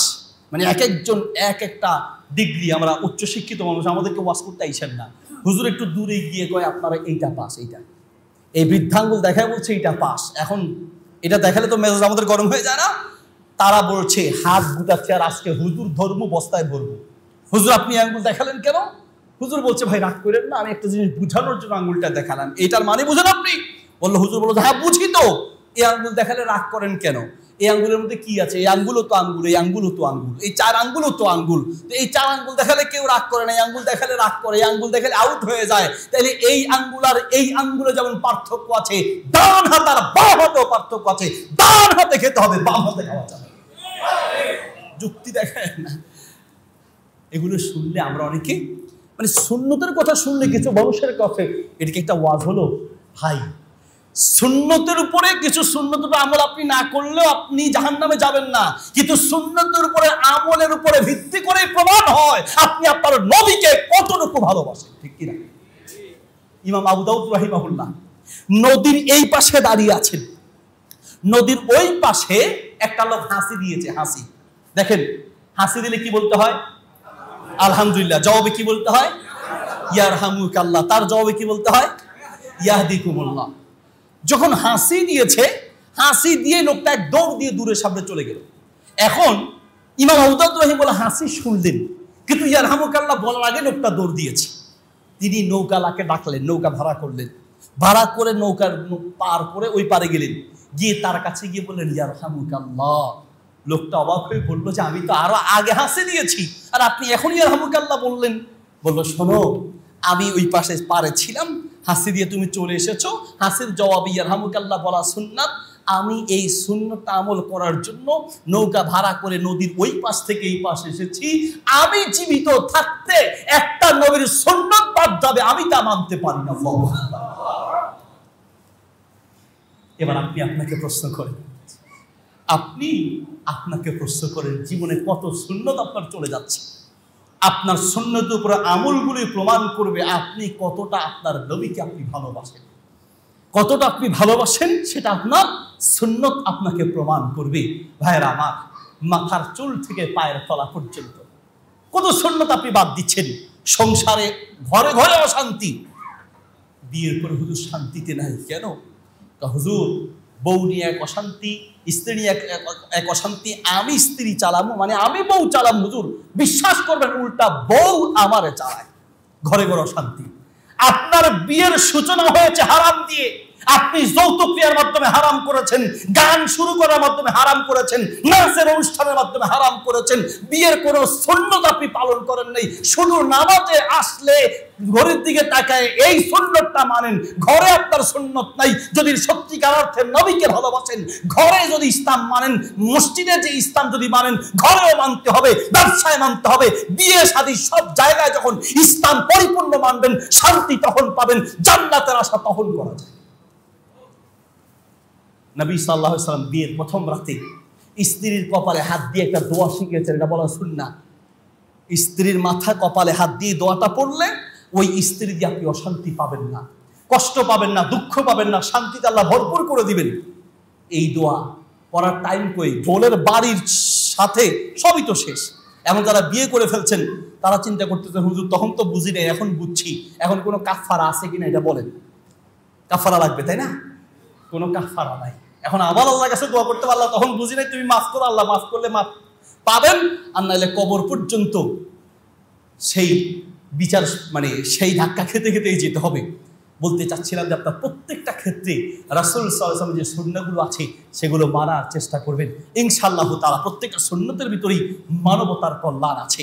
আমার মনে আছে, আমার যে বড় ছেলেটার বক্তব্য আপনার ইন্টারনেটে শুনেন, ওর হার্টের একটা অপারেশন আছে, ওকে নিয়ে আমি একবার অপারেশন করার জন্য সিরাজগঞ্জ একটা মেডিকেল হসপিটালে গিয়েছিলাম। সেখানে আমি কয়েকজন ডাক্তারকে দেখে আমি অবাক হলাম। দেখলাম যে আমার সাথে খেতে বসেছে তো দুইজন ডাক্তার, তারা প্লেট চেটে চেটে খাচ্ছে। প্লেট খাওয়ার সময় একবার চেটে চেটে খায়। আমি বললাম যে প্লেট চেটে খাওয়ার সুন্নতের উপরে আমল করতে গিয়ে কত হোটেলে যে কত মানুষ আমাদেরকে ভিন্ন নজরে তাকাইছে, হুজুর তো মনে হয় প্লেট সহ খাবে, মানে এইরকম চিন্তা ভাবনা করেছে। হ্যাঁ, মানে হুজুর যেভাবে খায়, প্লেট চেটে খায়, মানে এটাকে তিরস্কার করে অনেকেই। আপনারা আবার এই প্লেট চেটে খাওয়ার এই সুন্নত কবে থেকে আমল করা শুরু করেছেন? বলছে হুজুর প্লেট চেটে খাওয়া সুন্নত কিনা জানি না, তবে এই কথা জানি যে খাবারের অরিজিনাল ভিটামিন ডি বা খাবারের মূল ভিটামিন প্লেটের সাথে লেগে থাকা খাবারের মধ্যে পাওয়া যায়, এটা জানার পর থেকে প্লেট চেটে খাই। আমি বললাম আলহামদুলিল্লাহ, আমরা এত জ্ঞান নাই, তবে এতটুকু জানি যে রাসূল সাল্লাল্লাহু আলাইহি ওয়াসাল্লামের প্রত্যেকটা সুন্নতের ভিতরেই মানবতার কল্যাণ আছে। আপনি রাসূল সাল্লাল্লাহু আলাইহি ওয়াসাল্লামকে ভালোবাসেন। মাঝে মাঝে আত-তাকওয়া মসজিদ আলহামদুলিল্লাহ বাংলাদেশের একটা আইডল মসজিদ, কারণ এই মসজিদের উদ্যোগে যে সকল আয়োজন হয় সেখান থেকে মানুষ শিখে। মাঝে মাঝে আপনারা হয়তো আয়োজন করেন, তবু আমি একটু পরামর্শ দিই, প্র্যাকটিক্যাল নামাজের আয়োজন, কন্যা মতো অজু কিভাবে করতে হয়, কিভাবে কাফন দাফন করতে হয়, এই আয়োজনগুলো দরকার। ভাইয়েরা আমার, আপনি অবাক হবেন যে আমি যদি শুধু আপনাদের এক অজু ধরি, এই এক অজুতে আপনাদের কতগুলো সুন্নত ছুটে যায় আপনি একটু দেখেন। অজুর শুরুতে বিসমিল্লাহ বলতে হয়। নবী সাল্লাল্লাহু আলাইহি ওয়াসাল্লাম বলেছেন, লা উদু আলিমান লাম ইয়াজকুর ইসমাল্লাহি আলাইহি। যে ব্যক্তি অজুর শুরুতে বিসমিল্লাহ বলল না, তার অজু পরিপূর্ণ হলো না।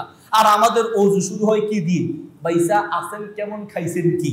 আসেনি। ছেলে যেটা কুমিল্লা বিয়ে করেছেন কেমন আছে, মেয়ে যেটা নোয়াখালী দিয়েছেন আসেনি মোটামুটি ভালো। আর এদিকে অজুর পানি চলছে গাড়ি যাত্রা বাড়ি।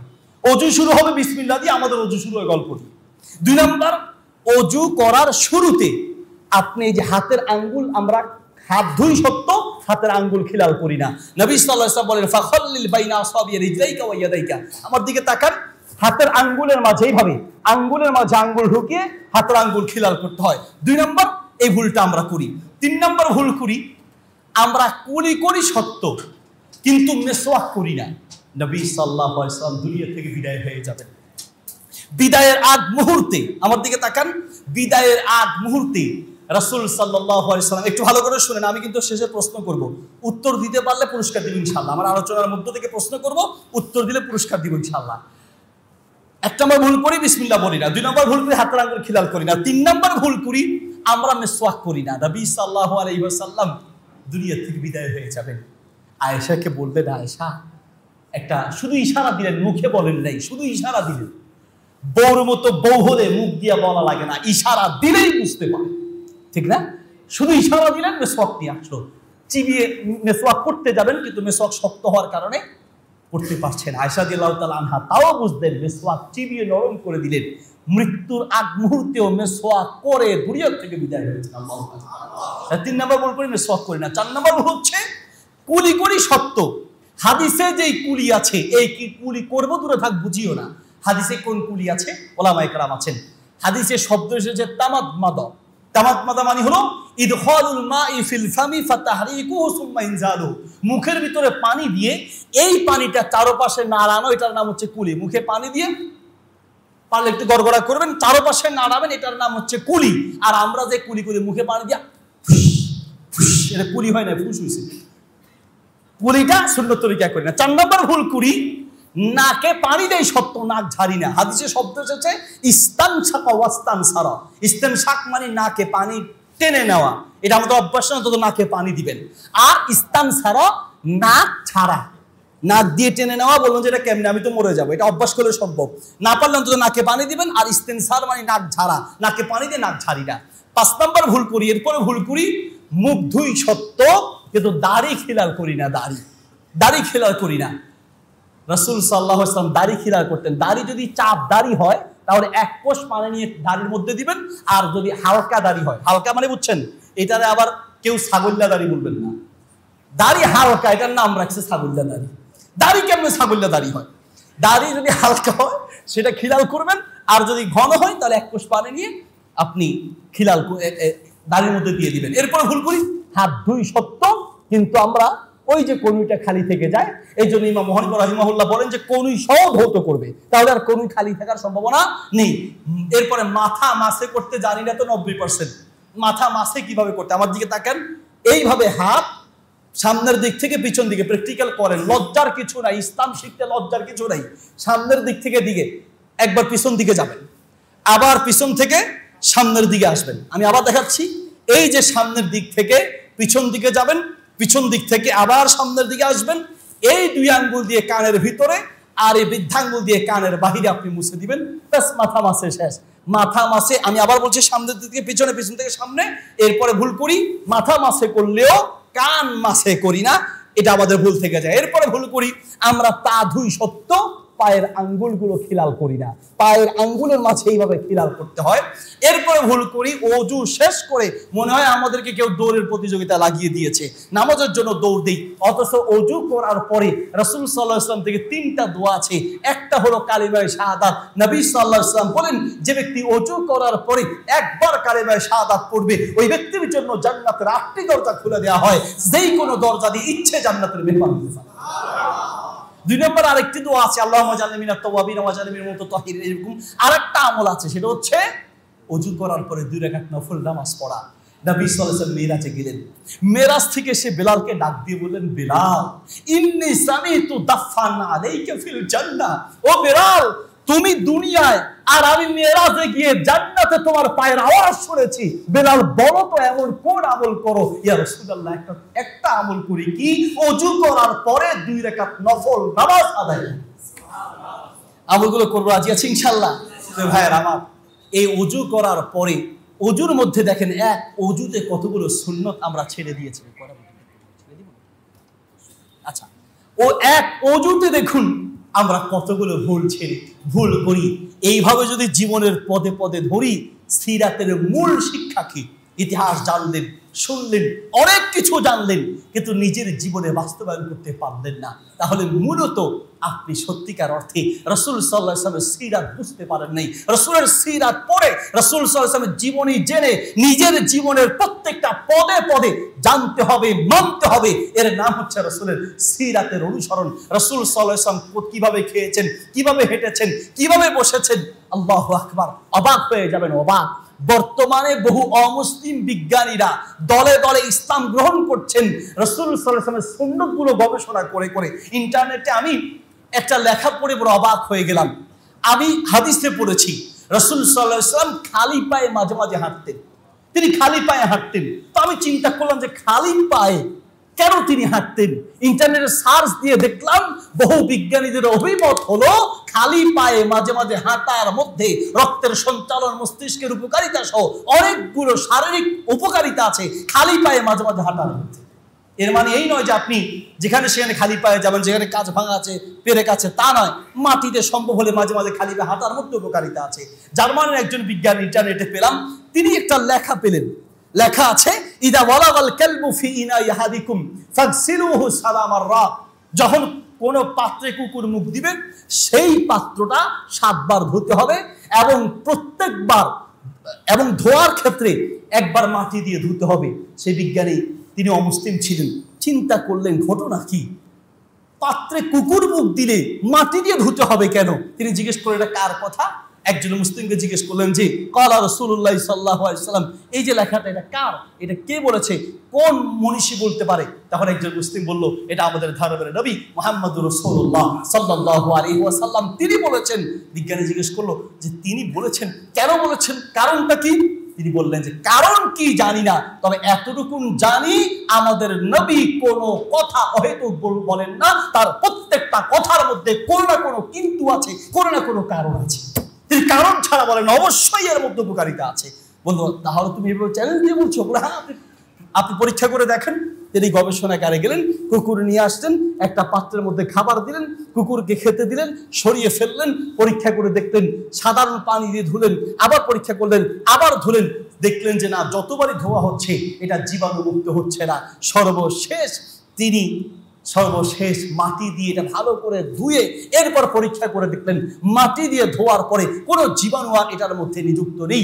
এরপরে তিনি সিদ্ধান্ত নিলেন যে এই হাদিসের উপকারিতা পেয়ে সর্বশেষ ইসলাম গ্রহণ করে তিনি মুসলমান হয়েছেন। এইভাবে আপনাকে যদি বলি রাসূল সাল্লাল্লাহু আলাইহি ওয়াসাল্লাম প্রত্যেকটা সুন্নাত হয়তো এখন মানছে না, ভবিষ্যতে মানবে, মানতেই হবে। পৃথিবী উল্টে যেতে পারে।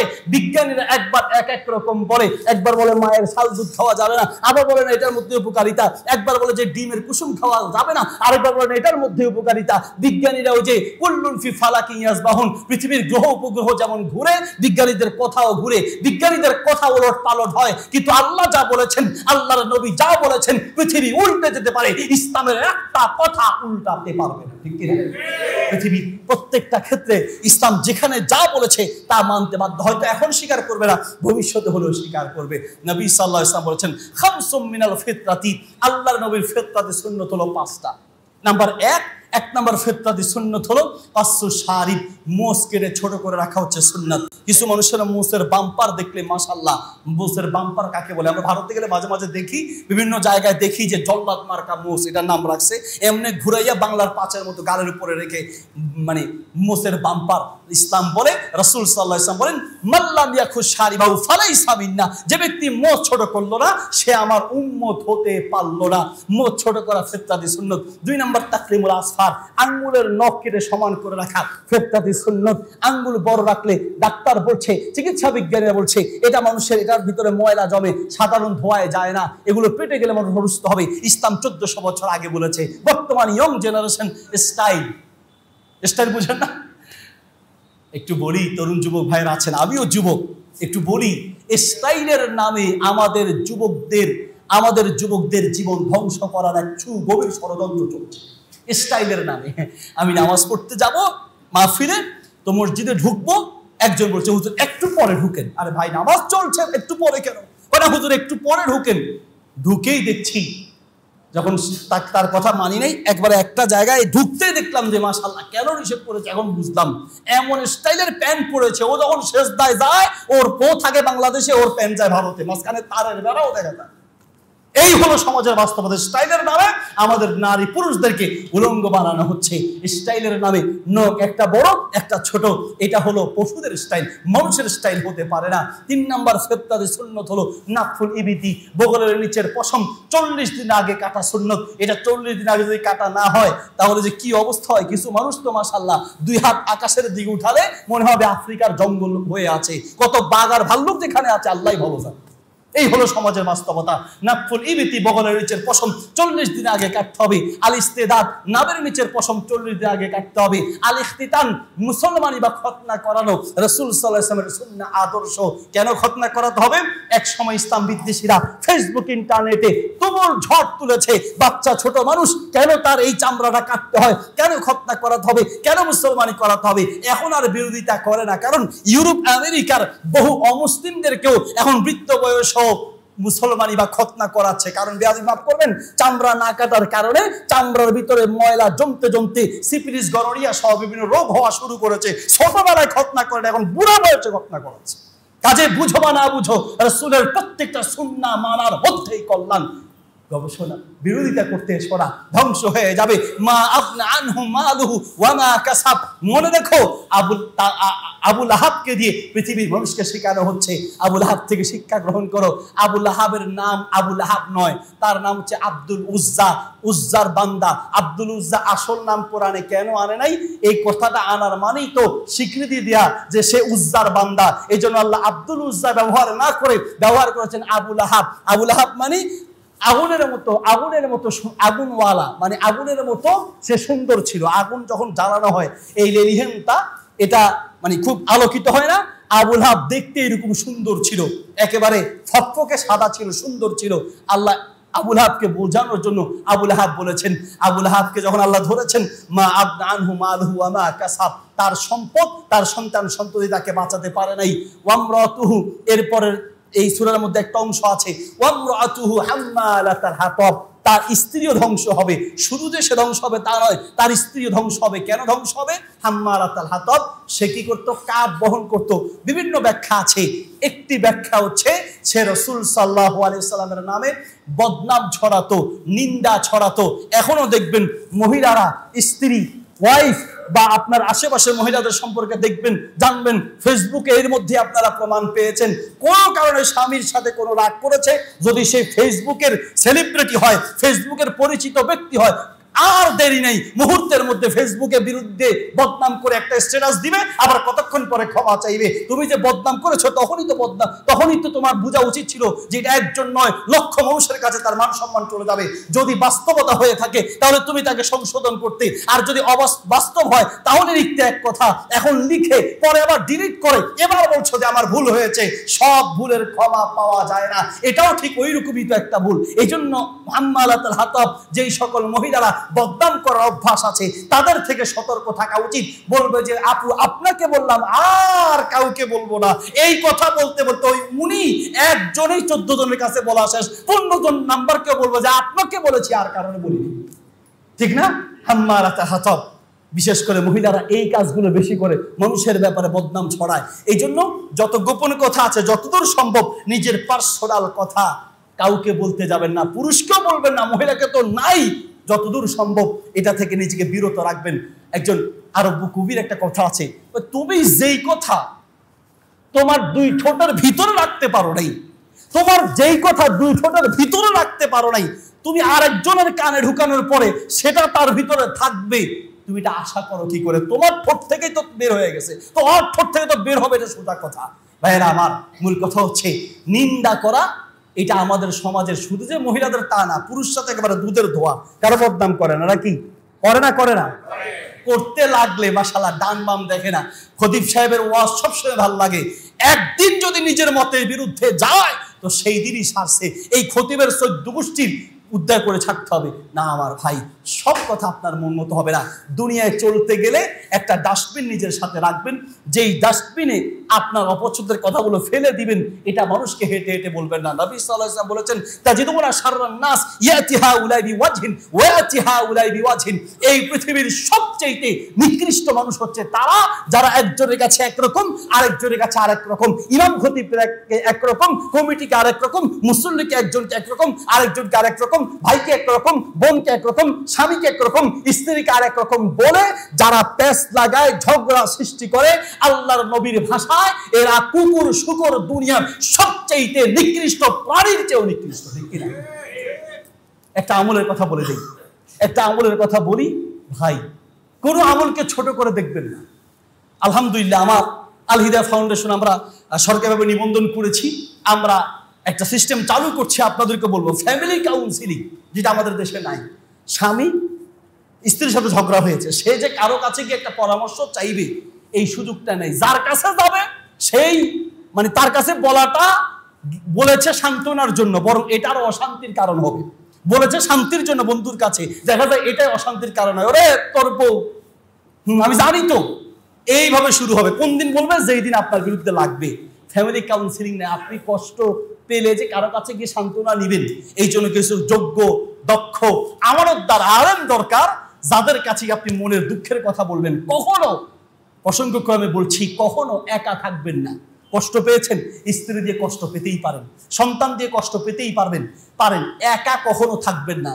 আমাদের দেশের মনে আছে আপনাদের হয়তো, বাংলাদেশের যে কোনো একজন নায়কের শ্বশুর নিজের মাথায় নিজে গুলি করেছিল, আপনারা লাইভ হয়তো অনেকে দেখেছেন, ঠিক না? কেন? তার একটা অশান্তি, একা আছেন। অনেকেই বাড়িতে রুমে ঘরে ঘরে পৌঁছে দুর্গন্ধ বের হওয়ার পরে মানুষ বুঝে যে এখানে একটা লোক মারা গিয়েছে। এই জন্য ইসলাম বলে এক ছাদের নিচে একা ঘুমাবে না, তোমার পাশে বা তুমি যে ইউনিটে আছো কেউ না কেউ তোমার পাশে থাকতে হবে, বিপদে আপদে তোমার কাজে আসবে। একা থাকবেন না। টেনশন হচ্ছে, ঝগড়া হয়েছে, খারাপ লেগেছে, এমন কারো কাছে যান যার কাছে গেলে আপনি সান্ত্বনা পাবেন। একা থাকলে শয়তান আপনাকে সুইসাইড থেকে শুরু করে বিভিন্ন ধরনের কুমন্ত্রণা দিবেন। মুরব্বী বাবাজিরা আছেন, ছেলে মেয়ে সবগুলোকে বিদেশে পাঠায় দিয়ে এবার আপনি একা পড়ে আছেন। দুঃখের কথা বলবেন কেউ নেই, সুখের কথা বলবেন কেউ নেই। না, এমনটা নয়, কাউকে না কাউকে আপনার পাশে রাখার চেষ্টা করবেন। ফ্যামিলি কাউন্সিলিং আমাদের দেশে খুব জরুরি। বলতে চাচ্ছিলাম, কোনো আমলকে ছোট করে দেখবেন না, একটা বড় আমল। সেটা কি? রাসূল সাল্লাল্লাহু আলাইহি ওয়াসাল্লাম বলেন, আলা উখবিরুকুম, আমি কি তোমাদেরকে জানিয়ে দিব না, বিআফদালা দারাজাতাস সিয়ামি ওয়াস সালাতি ওয়াস সাদাকা, নামাজের চেয়ে, নফল নামাজের চেয়ে, দান সদকার চেয়ে, এমনকি রোজার চেয়েও বেশি সওয়াব এমন একটা আমলের কথা কি বলবো? বাবা ইয়া রাসূলুল্লাহ বলেন, তাড়াতাড়ি বলেন।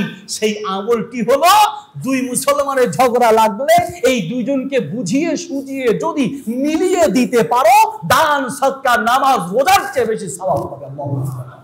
আজকে থেকে আমলটা করবো, রাজি আছি ইনশাল্লাহ? মিলাবো নাকি ফাটল সৃষ্টি করবো? মিলিয়ে দেওয়ার কত বড় আমল আপনি দেখেন ভাই। কোন আমলে কাকে কখন আল্লাহ নাজাত দেয় বলা যায়? শেখ সাদি রহিমাহুল্লাহর একটা ইতিহাস পড়েছি। তিনি মারা যাওয়ার পরে তার এক ছাত্র তাকে স্বপ্নে দেখেছেন। কি দেখেছেন? যে তিনি খুব ভালো অবস্থায় আছেন। অনেক সময় স্বপ্ন মিনাল্লাহ আল্লাহর পক্ষ থেকে ব্যাখ্যার জন্য দেখানো হয়। তো দেখে জিজ্ঞেস করছেন যে, ওস্তাদ আপনাকে অনেক ভালো অবস্থায় দেখছি, আচ্ছা বলুন তো আপনি কোন আমলের কারণে সবচেয়ে বেশি নাজাত পেয়েছেন? তখন আল্লামা শেখ সাদি রাহিমাহুল্লাহ বলেন যে, আমার জীবনের এটা ইতিহাস, এটা আবার কোরআন হাদিস না, সত্য হতে পারে মিথ্যা হতে পারে, কিন্তু দৃষ্টান্তের জন্য বলছি। বলছে আমার জীবনের অনেক আমল, আমি বড় বড় আমল করেছি, অনেক কিতাব লিখেছি, আমি যেই আমলের কারণে বেশি নাজাত পাবো মনে করেছি সেটা দিয়ে পাইনি। আমার একটা ছোট্ট আমল আল্লাহর কাছে এত পছন্দ হয়েছে, ওটার কারণে আমি বেশি সম্মানিত হয়েছি। কোনটা সেটা? তিনি বলছেন যে, আমি একদিন কিতাব লিখছিলাম। আগে যে কিতাব লেখা হতো দোয়াত কলম দিয়ে, দোয়াত কলম আপনারা দেখেছেন না? দোয়াত কলম কালির মধ্যে চুবিয়ে ওইটা নিয়ে এরপরে তিনি হচ্ছে আপনার লিখতেন। তো তিনি বলছেন যে, আমি লেখার জন্য যখন কলমটা রাখলাম, এরপরে এটা উঠালাম, আমি লিখতে যাব, ঠিক এই সময়ে একটা মাছি এসে কলমের উপরে বসেছে। মাছিটা যখন বসলো, আমি চিন্তা করলাম তার তৃষ্ণা পেয়েছে, আমি কলমটাকে এইভাবে ধরে রাখলাম, যতক্ষণ খেয়েছে ততক্ষণ ধরে রাখলাম। উদ্দেশ্য ছিল এই মাছিটাকে যদি ক্ষুধা নিবারণ করি আল্লাহ খুশি হবেন, এই আশায় আমি কলমটা ধরে রাখলাম। আমার জীবনে আল্লাহ আমাকে সবচেয়ে বেশি সম্মানিত করেছেন এই একটা আমলের কারণে। আল্লাহু আকবার। এবার আসেন হাদিস থেকে বলি। মিশকাতে হাদিসটি আছে, সহিহুল জামি কিতাবে আছে, মুসনাদে আহমদে আছে। ওয়াল্লাহি আমি হাদিসটা পড়ে বড় অবাক হয়ে গেলাম। নবী সাল্লাল্লাহু আলাইহি ওয়াসাল্লাম বলেন, দাখালা রাজুলুল জান্নাতা ফি গুসতি শাজারাতিন, একটা লোক জান্নাতে গিয়েছে শুধুমাত্র একটা গাছের ডালের কারণে। আল্লাহু আকবার। গাছের ডালের কারণে জান্নাতে যায়। কিভাবে? গাছ একটা পড়ে, ডাল পড়ে রাস্তা আটকে গিয়েছে, এখন সবাই তাকায় আছে। এটা আমাদের দেশেও রাস্তায় আপনি যাবেন গাড়ি নিয়ে, তো সবাই বসে আছে, কি হয়েছে? সামনে জ্যাম। তো দেখা যায় একটু হেঁটে গিয়ে সামনের জন দেখা যাবে যে সে হয়তো ঘুমাচ্ছে। এরকম অনেক সময় হয়, ট্রাকের ড্রাইভার বড় বড় যারা দূরের গাড়ি চালায় ঘুমায় গেছে, গাড়ি বাস বন্ধ করে ঘুমিয়ে আছে। এই অবস্থা যদি একজন গিয়ে তাকে উঠায় দেয় তাই দিয়ে হয় না, কেউ নামতে রাজি নেই। গত পরশুদিন একটা ভিডিও দেখলাম, ডাকাতি করতেছে, আর যাদেরকে ডাকাতি করছে তারা এসে রাস্তায় গাড়িগুলো থামানোর চেষ্টা করছে। 2-4 জন যদি আসে, ওরা মাত্র 3-4 জন লোক, এদেরকে দূর করা যায়, কিন্তু না, সবাই সবাইকে নিয়ে আছে, সবাই সবাই মতো করে পালিয়ে যাচ্ছে। তো সবাই দাঁড়িয়ে আছে। এই লোকটা বাড়িতে গিয়ে ডাল পরে রাস্তা আটকে আছে, একটা কুড়াল নিয়ে এসেছে। কুড়াল নিয়ে এসে সে টুকরো করে করে গাছের ডালটাকে আলাদা করে রাস্তাটা ক্লিয়ার করে দিয়েছে। এই আমলটা আল্লাহর কাছে এত পছন্দ হয়েছে, এই একটা আমলের কারণে আল্লাহ তাকে জান্নাতের মেহমান বানিয়ে দিয়েছে। আর একটা বুখারীর হাদিস তো আপনারা জানেন, মিশকাতে আছে, তিরমিজিতে আছে, ওই যে একজন গুফির আলী ইমরাতিন মুমিসাতিন, একজন পতিতা দেহ ব্যবসায়ী মহিলা, তাকে আল্লাহ ক্ষমা করে দিয়েছেন শুধুমাত্র একটা কুকুরকে পানি পান করানোর কারণে মানুষের সেবা করা। নবী সাল্লাল্লাহু আলাইহি ওয়াসাল্লাম বুখারী শরীফের প্রথম খণ্ডের 16 নম্বর পৃষ্ঠায় একদম শেষ হাদিসে বলেন, ইন্না মিনাশ শাজারি শাজারাতান মিসলুহা কামাসালিল মুসলিম, একজন মুসলিমের দৃষ্টান্ত হচ্ছে একটা গাছের মতো। একটা গাছ যেমন তার সর্ব অঙ্গ দিয়ে মানুষের উপকার করে, একজন মুসলমান তার সর্ব অঙ্গ দিয়ে মানুষের উপকার করবে। সর্বশেষ 2 মিনিটে আলোচনা শেষ করে ফেলছি, এরপরে প্রশ্ন উত্তরে যাবো ইনশাআল্লাহ। আমার আলোচনার ভিতর থেকে উত্তর দিতে পারলে আমি ইনশাআল্লাহ পুরস্কার দিব। নাম্বার 1, সর্বশেষ পয়েন্ট হচ্ছে, ভাইরা আমার, একটা হাদিস প্রতিদিন মনে রাখবেন।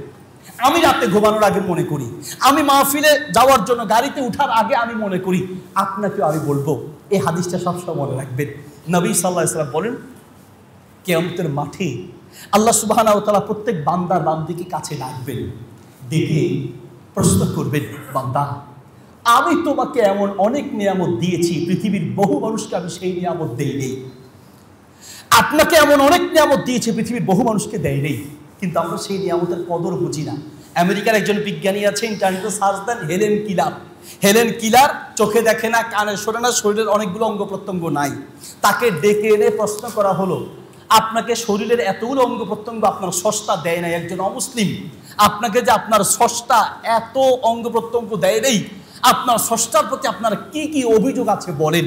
হেলেন কিলার বললেন, আমার স্রষ্টা আমাকে কি কি দেয় নেই সেটা গণনা তো পরে করব, আমার স্রষ্টা আমাকে যা যা দিয়েছে তাও তো কিয়ামত পর্যন্ত গুণে শেষ করতে পারবো না। তখন উপলব্ধি এসেছে, জানি না আমার এই কথাগুলো আমি আপনার কান পর্যন্ত পৌঁছাতে পেরেছি কিনা। কখন উপলব্ধি এসেছে যে আপনি দেখতে পান, পৃথিবীর বহু মানুষ দেখতে পায় না। আমার একটা মাদ্রাসা আছে অন্ধদের জন্য, বধিরদের জন্য, যারা কানে শোনে না, যারা কথা বলতে পারে না, এইরকম প্রতিবন্ধীদের জন্য আমার একটা মাদ্রাসা আছে। আলহামদুলিল্লাহ কাজ চলছে। এই মাদ্রাসা আমার কিছু ছাত্র আছে, ওস্তাদ আছে, চোখে দেখে না, ছাত্র আছে চোখে দেখে না, ইশারার মাধ্যমে পড়ে, 6 ডটের মাধ্যমে পড়ে। আমার কিছু বধির যে ছাত্র আছে তাদেরকে পড়ানোর সিস্টেম আছে, এটা হচ্ছে হাতের ইশারায়, আলিফ বা তা সা জিম হা খ, এইভাবে দাল জাল র ঝা, এইভাবে আঙ্গুলের মাধ্যমে পড়ানো হয়। কথা বলতে পারে না, কানে শোনে না, চোখে দেখে না। মাঝে মাঝে এরকম অন্ধদেরকে দেখতে যাবেন, মাঝে মাঝে বধিরদেরকে দেখতে যাবেন, মাঝে মাঝে হসপিটালে যাবেন রোগীদেরকে দেখতে, মাঝে মাঝে ক্যান্সারে আক্রান্ত রোগীটাকে দেখতে যাবেন, মাঝে মাঝে প্যারালাইসিস আক্রান্ত রোগীটাকে দেখতে যাবেন। আর কিছু হোক বা না হোক, আপনার এই মাথা সেজদায় আল্লাহর সামনে নত হয়ে থাকবে, শুকরিয়া আদায় করতে গিয়ে চোখের পানি চলে আসবে। দেখি মাঝে মাঝে যাবেন যে আপনি কত ভালো আছেন, আল্লাহ কাছে ডাকবেন, দেখে বলবেন, মা জামিল তাফিয়া, বান্দা বলো আমি যে তোমাকে এত নিয়ামত দিয়েছি, আমার জন্য কি করেছো বলো, বলো আমার জন্য কি করেছো। সেই দিন আপনি কি জবাব দিবেন আর আমি কি জবাব দিব? আপনি আপনার ছেলের জন্য করেছেন, আমি আমার ছেলের জন্য করেছি। আপনি আপনার মেয়ের জন্য করেছেন, আমি করেছি। বিবি বাচ্চা দুনিয়ার সবার জন্য সব করলাম, কিন্তু যেই আল্লাহ এত কিছু দিলেন সেই আল্লাহর জন্য কি করেছি, এই প্রশ্নটা প্রতিদিন রাতে ঘুমানোর আগে নিজেকে করবো। রাজি আছি ইনশাআল্লাহ? ইবনে তাইমিয়া রাহিমাহুল্লাহ বলেন, 3টা প্রশ্ন প্রতিদিন নিজেকে করো, তারপরে রাতে ঘুমাও। রাতে ঘুমানোর আগে 3টা প্রশ্ন নিজেকে করবে, মাঝে মাঝে নিজেকে 3টা প্রশ্ন করবে। কয়টা? ঘুমাই গেছেন আপনারা? কয়টা? একটু ঘুমিয়ে গেছেন নাকি? কে কে ঘুমাইছেন একটু হাত দেখান তো। 2-4 জন ঘুমাইছে, মাশাআল্লাহ। তাহলে কয়টা প্রশ্ন করবেন? কয়টা? আরো জোরে, কয়টা? মাশাআল্লাহ। এই তো এখন মানুষ আছেন বোঝা যায়। 3টা প্রশ্ন নিজেকে করবে। নাম্বার 1, মান খলাকাকা। নাম্বার 2, লিমা খলাকা, লিমা খলিকতা। নাম্বার 3, মাযা তাফআল। নাম্বার 1, মান খলাকাকা, কে তোমাকে সৃষ্টি করেছে। নাম্বার 2, কেন তোমাকে সৃষ্টি করা হয়েছে। নাম্বার 3, তুমি এখন কি করছো, কি করা উচিত, কি করছো। প্রশ্ন কি বুঝতে পেরেছেন? কে তোমাকে সৃষ্টি করেছে, সেই আল্লাহকে নিয়ে ভাবো। কেন সৃষ্টি করেছে? ওয়ামা খালাকতুল জিন্না ওয়াল ইনসা ইল্লা লিয়াবুদুন, সূরা জারিয়াতের 56 নম্বর আয়াত। তোমাকে আল্লাহর ইবাদতের জন্য সৃষ্টি করা হয়েছে। নাম্বার 3, তোমার কি করা উচিত আর তুমি কি করছো। নিজেকে প্রশ্ন করো, সব ঠিক হয়ে যাবে ভাই। আজকের এই প্রোগ্রাম এরপরে আমি আপনার সামনে নাও আসতে পারি, আগামী জুমায় খতিব সাহেবের খুতবা শোনার তৌফিক আপনার নাও হতে পারে, আজকের এই রাত আপনার জীবনের শেষ রাত হতে পারে। তওবা করার সময় এখনই না, হুজুর নিয়ত করছি রিটায়ার্ড হলে, চাকরি শেষ হলে হজে গিয়ে একদম ঠিক হয়ে যাবে। যুবকরা চিন্তা করে, আর একটু বিয়ার পর আমার মতো তাহাজ্জুদ গুজার দুনিয়ায় আর একটা পাবেন না হুজুর, হুজুর আমার দাওয়াত দেওয়া লাগবে না, আর কয়দিন যাক ঠিক হয়ে যাবো হুজুর, নামাজের টাইম হয়েছে, বাবা ভাই চলো নামাজের সময় হয়েছে, হুজুর আজকে হবে না। কেন কেন? হুজুর প্রস্রাব লেগেছে। প্রস্রাব প্যান্টে কি লাগছে? প্রস্রাব লেগেছে। আচ্ছা ঠিক আছে, নামাজে না গেলে শোনো, এক জায়গায় বেড়াইতে যাবো, ওই যে অমুক জায়গায় তোমাকে দেখা করতে, অমুক শাইকের সাথে দেখা করতে যাবো, অমুক সেলিব্রিটির সাথে দেখা করতে যাবো। হুজুর দাঁড়ান 2 মিনিট, 2 মিনিট। বাসায় গিয়ে প্যান্ট পাল্টায়া, শার্ট পাল্টায়া, নতুন প্যান্ট শার্ট পরে সে এসে হাজির। কি হয়েছে? হুজুর সেলিব্রিটির সাথে দেখা করতে যাবেন, ওই পোশাকে যাওয়া যায়? ও তুমি বেড়াতে যাওয়ার সময় তোমার প্যান্ট চেঞ্জ করতে পারো, আর নামাজের জন্য তুমি প্যান্ট চেঞ্জ করতে পারো না। তোমার মতো নিমক হারাম সারা দুনিয়ায় আর একটা হতে পারে। এমনি বললে আর আপনি বুঝবেন আমি জানি না। প্রতিদিন রাতে ঘুমানোর আগে নিজেকে প্রশ্ন করেন, মাজা তাফআল, কি করছো, তোমার কি করা উচিত? মনে থাকবে ইনশাআল্লাহ। জাযাকুমুল্লাহ খায়ের। ভাই শেষ করে দিই। হ্যাঁ, জাযাকুমুল্লাহ খায়ের, বারাকাল্লাহু ফিকুম, হাইয়াকুমুল্লাহ। মূল কথা একটাই, সূরা যে শেষের 10টা ধরেছি, শেষ করা যাবে না, কয়েক ঘন্টা সময় লাগবে, কয়েকদিন লাগবে। প্রত্যেকটা সূরার একটা আয়াতের সাথে আরেকটা আয়াতের সম্পর্ক আছে, অবশ্যই আছে। সেটা খুঁজে খুঁজে বের করবেন, চিন্তা করবেন, গবেষণা করবেন, তখন আর মোবাইলে গেমস খেলার সময় পাবেন না। ব্রেনটাকে কাজে লাগান। ব্রেন কাজে না লাগালে এখানে আকাম শয়তান এমনিতে ঢুকিয়ে দিবে। এই জন্য প্রত্যেক সূরা নিয়ে গবেষণা করবেন। আল্লাহ তৌফিক দান করুন, আমিন। আমি আমার আলোচনার মধ্যে থেকে প্রশ্ন করি, উত্তর দিলে পুরস্কার। পুরস্কার কি ড্রাইভার আনছে? পুরস্কার কিছু আছে? তাহলে পুরস্কার তোমাদেরকে দিয়ে দিন, তোমাদের একজনকে দিয়ে দিন দায়িত্বে। আচ্ছা আচ্ছা, পুরস্কার একটা ব্যবস্থা হবে ইনশাআল্লাহ। প্রশ্ন করব। আমি আমার আলোচনার মধ্যেই অজুর ভুল বলেছিলাম, অজুর 10টা ভুল বলেছি। আমাদের সমাজে প্রচলিত অজুর যে ভুল, এই 10টা ভুল কে বলতে পারবেন? হাত তোলেন। মাশাআল্লাহ মাশাআল্লাহ, আপনি বলতে পারেন? সামনে থেকে একটু নেই। হ্যাঁ বলেন ইনশাআল্লাহ। অজুর ভুলগুলো যদি, হ্যাঁ বলেন।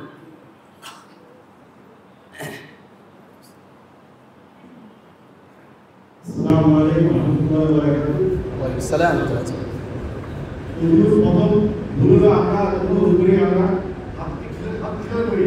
আচ্ছা, হাত খেলাল করি না। যাই হোক, যেভাবে হোক আপনি মিলে যেয়ে বলতে পারলে হবে। জি তারপরে আমরা চুরি করে ফেলে দিই, মুভিদেরকে কি করি, রিভাইজ করি। রিভাইজ করে, আচ্ছা, মানে নাড়াই না। হ্যাঁ, তারপরে নাক, নাকের মধ্যে আমরা এই নাকটাকে করি না, ছাড়ি না। ছাড়ি না। আচ্ছা মাশাআল্লাহ। তারপর যখন আমরা মুখে পানি দিই, হ্যাঁ, তাদের অল্প জানি বা জানি নেই, তারা তো ঠিক আছে, যাদের ফিট চাই তারা এখানে পানি চাই ফিল করতে হয়, আমার বড় জানি। আচ্ছা আচ্ছা, যা বলছেন আমি তাই করে আলহামদুলিল্লাহ। জি মাই লাইফ লাইক দিস, জাযাকুমুল্লাহ খাইর। Like this. জাযাকুমুল্লাহ। জি এরপরে হলো আপনার হাতের কলি দেখেন অনেক সময় থেকে যায় মাশাআল্লাহ। হাতের পুরোটা, তারপরে আপনার মাথা দিলেন, এটা আমরা অনেক কিছু আনছো? হ্যাঁ না, একটা কিছু দে, আমার হাতের ঘড়িটা দিয়ে দিই না। হাইয়াকুমুল্লাহ। জি, এই ঘড়িটা ওনার জন্য হাদিয়া। জি অসুবিধা নেই, এটা দোয়া, ভালোবাসা। বারাকাল্লাহু ফিকুম। নেন নেন, অসুবিধা নেই। হাইয়াকুমুল্লাহ। আপনার নাতিকে দিয়ে দিবেন, অসুবিধা নেই। জাযাকুমুল্লাহ খায়ের। মানে আমি সাধারণত বই রাখি সাথে, আজকে কিছু নাই, ঘড়িটা আছে। জি জাযাকাল্লাহ খায়ের। জি বারাকাল্লাহু ফিকুম। এটা একজন গিফট দিলে দিতে হয়। না না না, আমি কিছু নেবো না। না না না, এটা তো আল্লাহ হাদিয়া। হাইয়াকুমুল্লাহ। না না, জাযাকুমুল্লাহ খায়ের, এটা হাদিয়া। আচ্ছা বারাকাল্লাহ ফিকুম। শেষ করে দিব। জি জাযাকুমুল্লাহ খায়ের। অনেক কথা বলেছি, কোনো না। হাইয়াকাল্লাহ। ঠিক আছে, জাযাকাল্লাহ খায়ের। আল্লাহ তাআলা তৌফিক দান করুন। জি আচ্ছা মাশাআল্লাহ, বারাকাল্লাহু ফিকুম। আসসালামু আলাইকুম ওয়া রাহমাতুল্লাহি ওয়া বারাকাতুহু।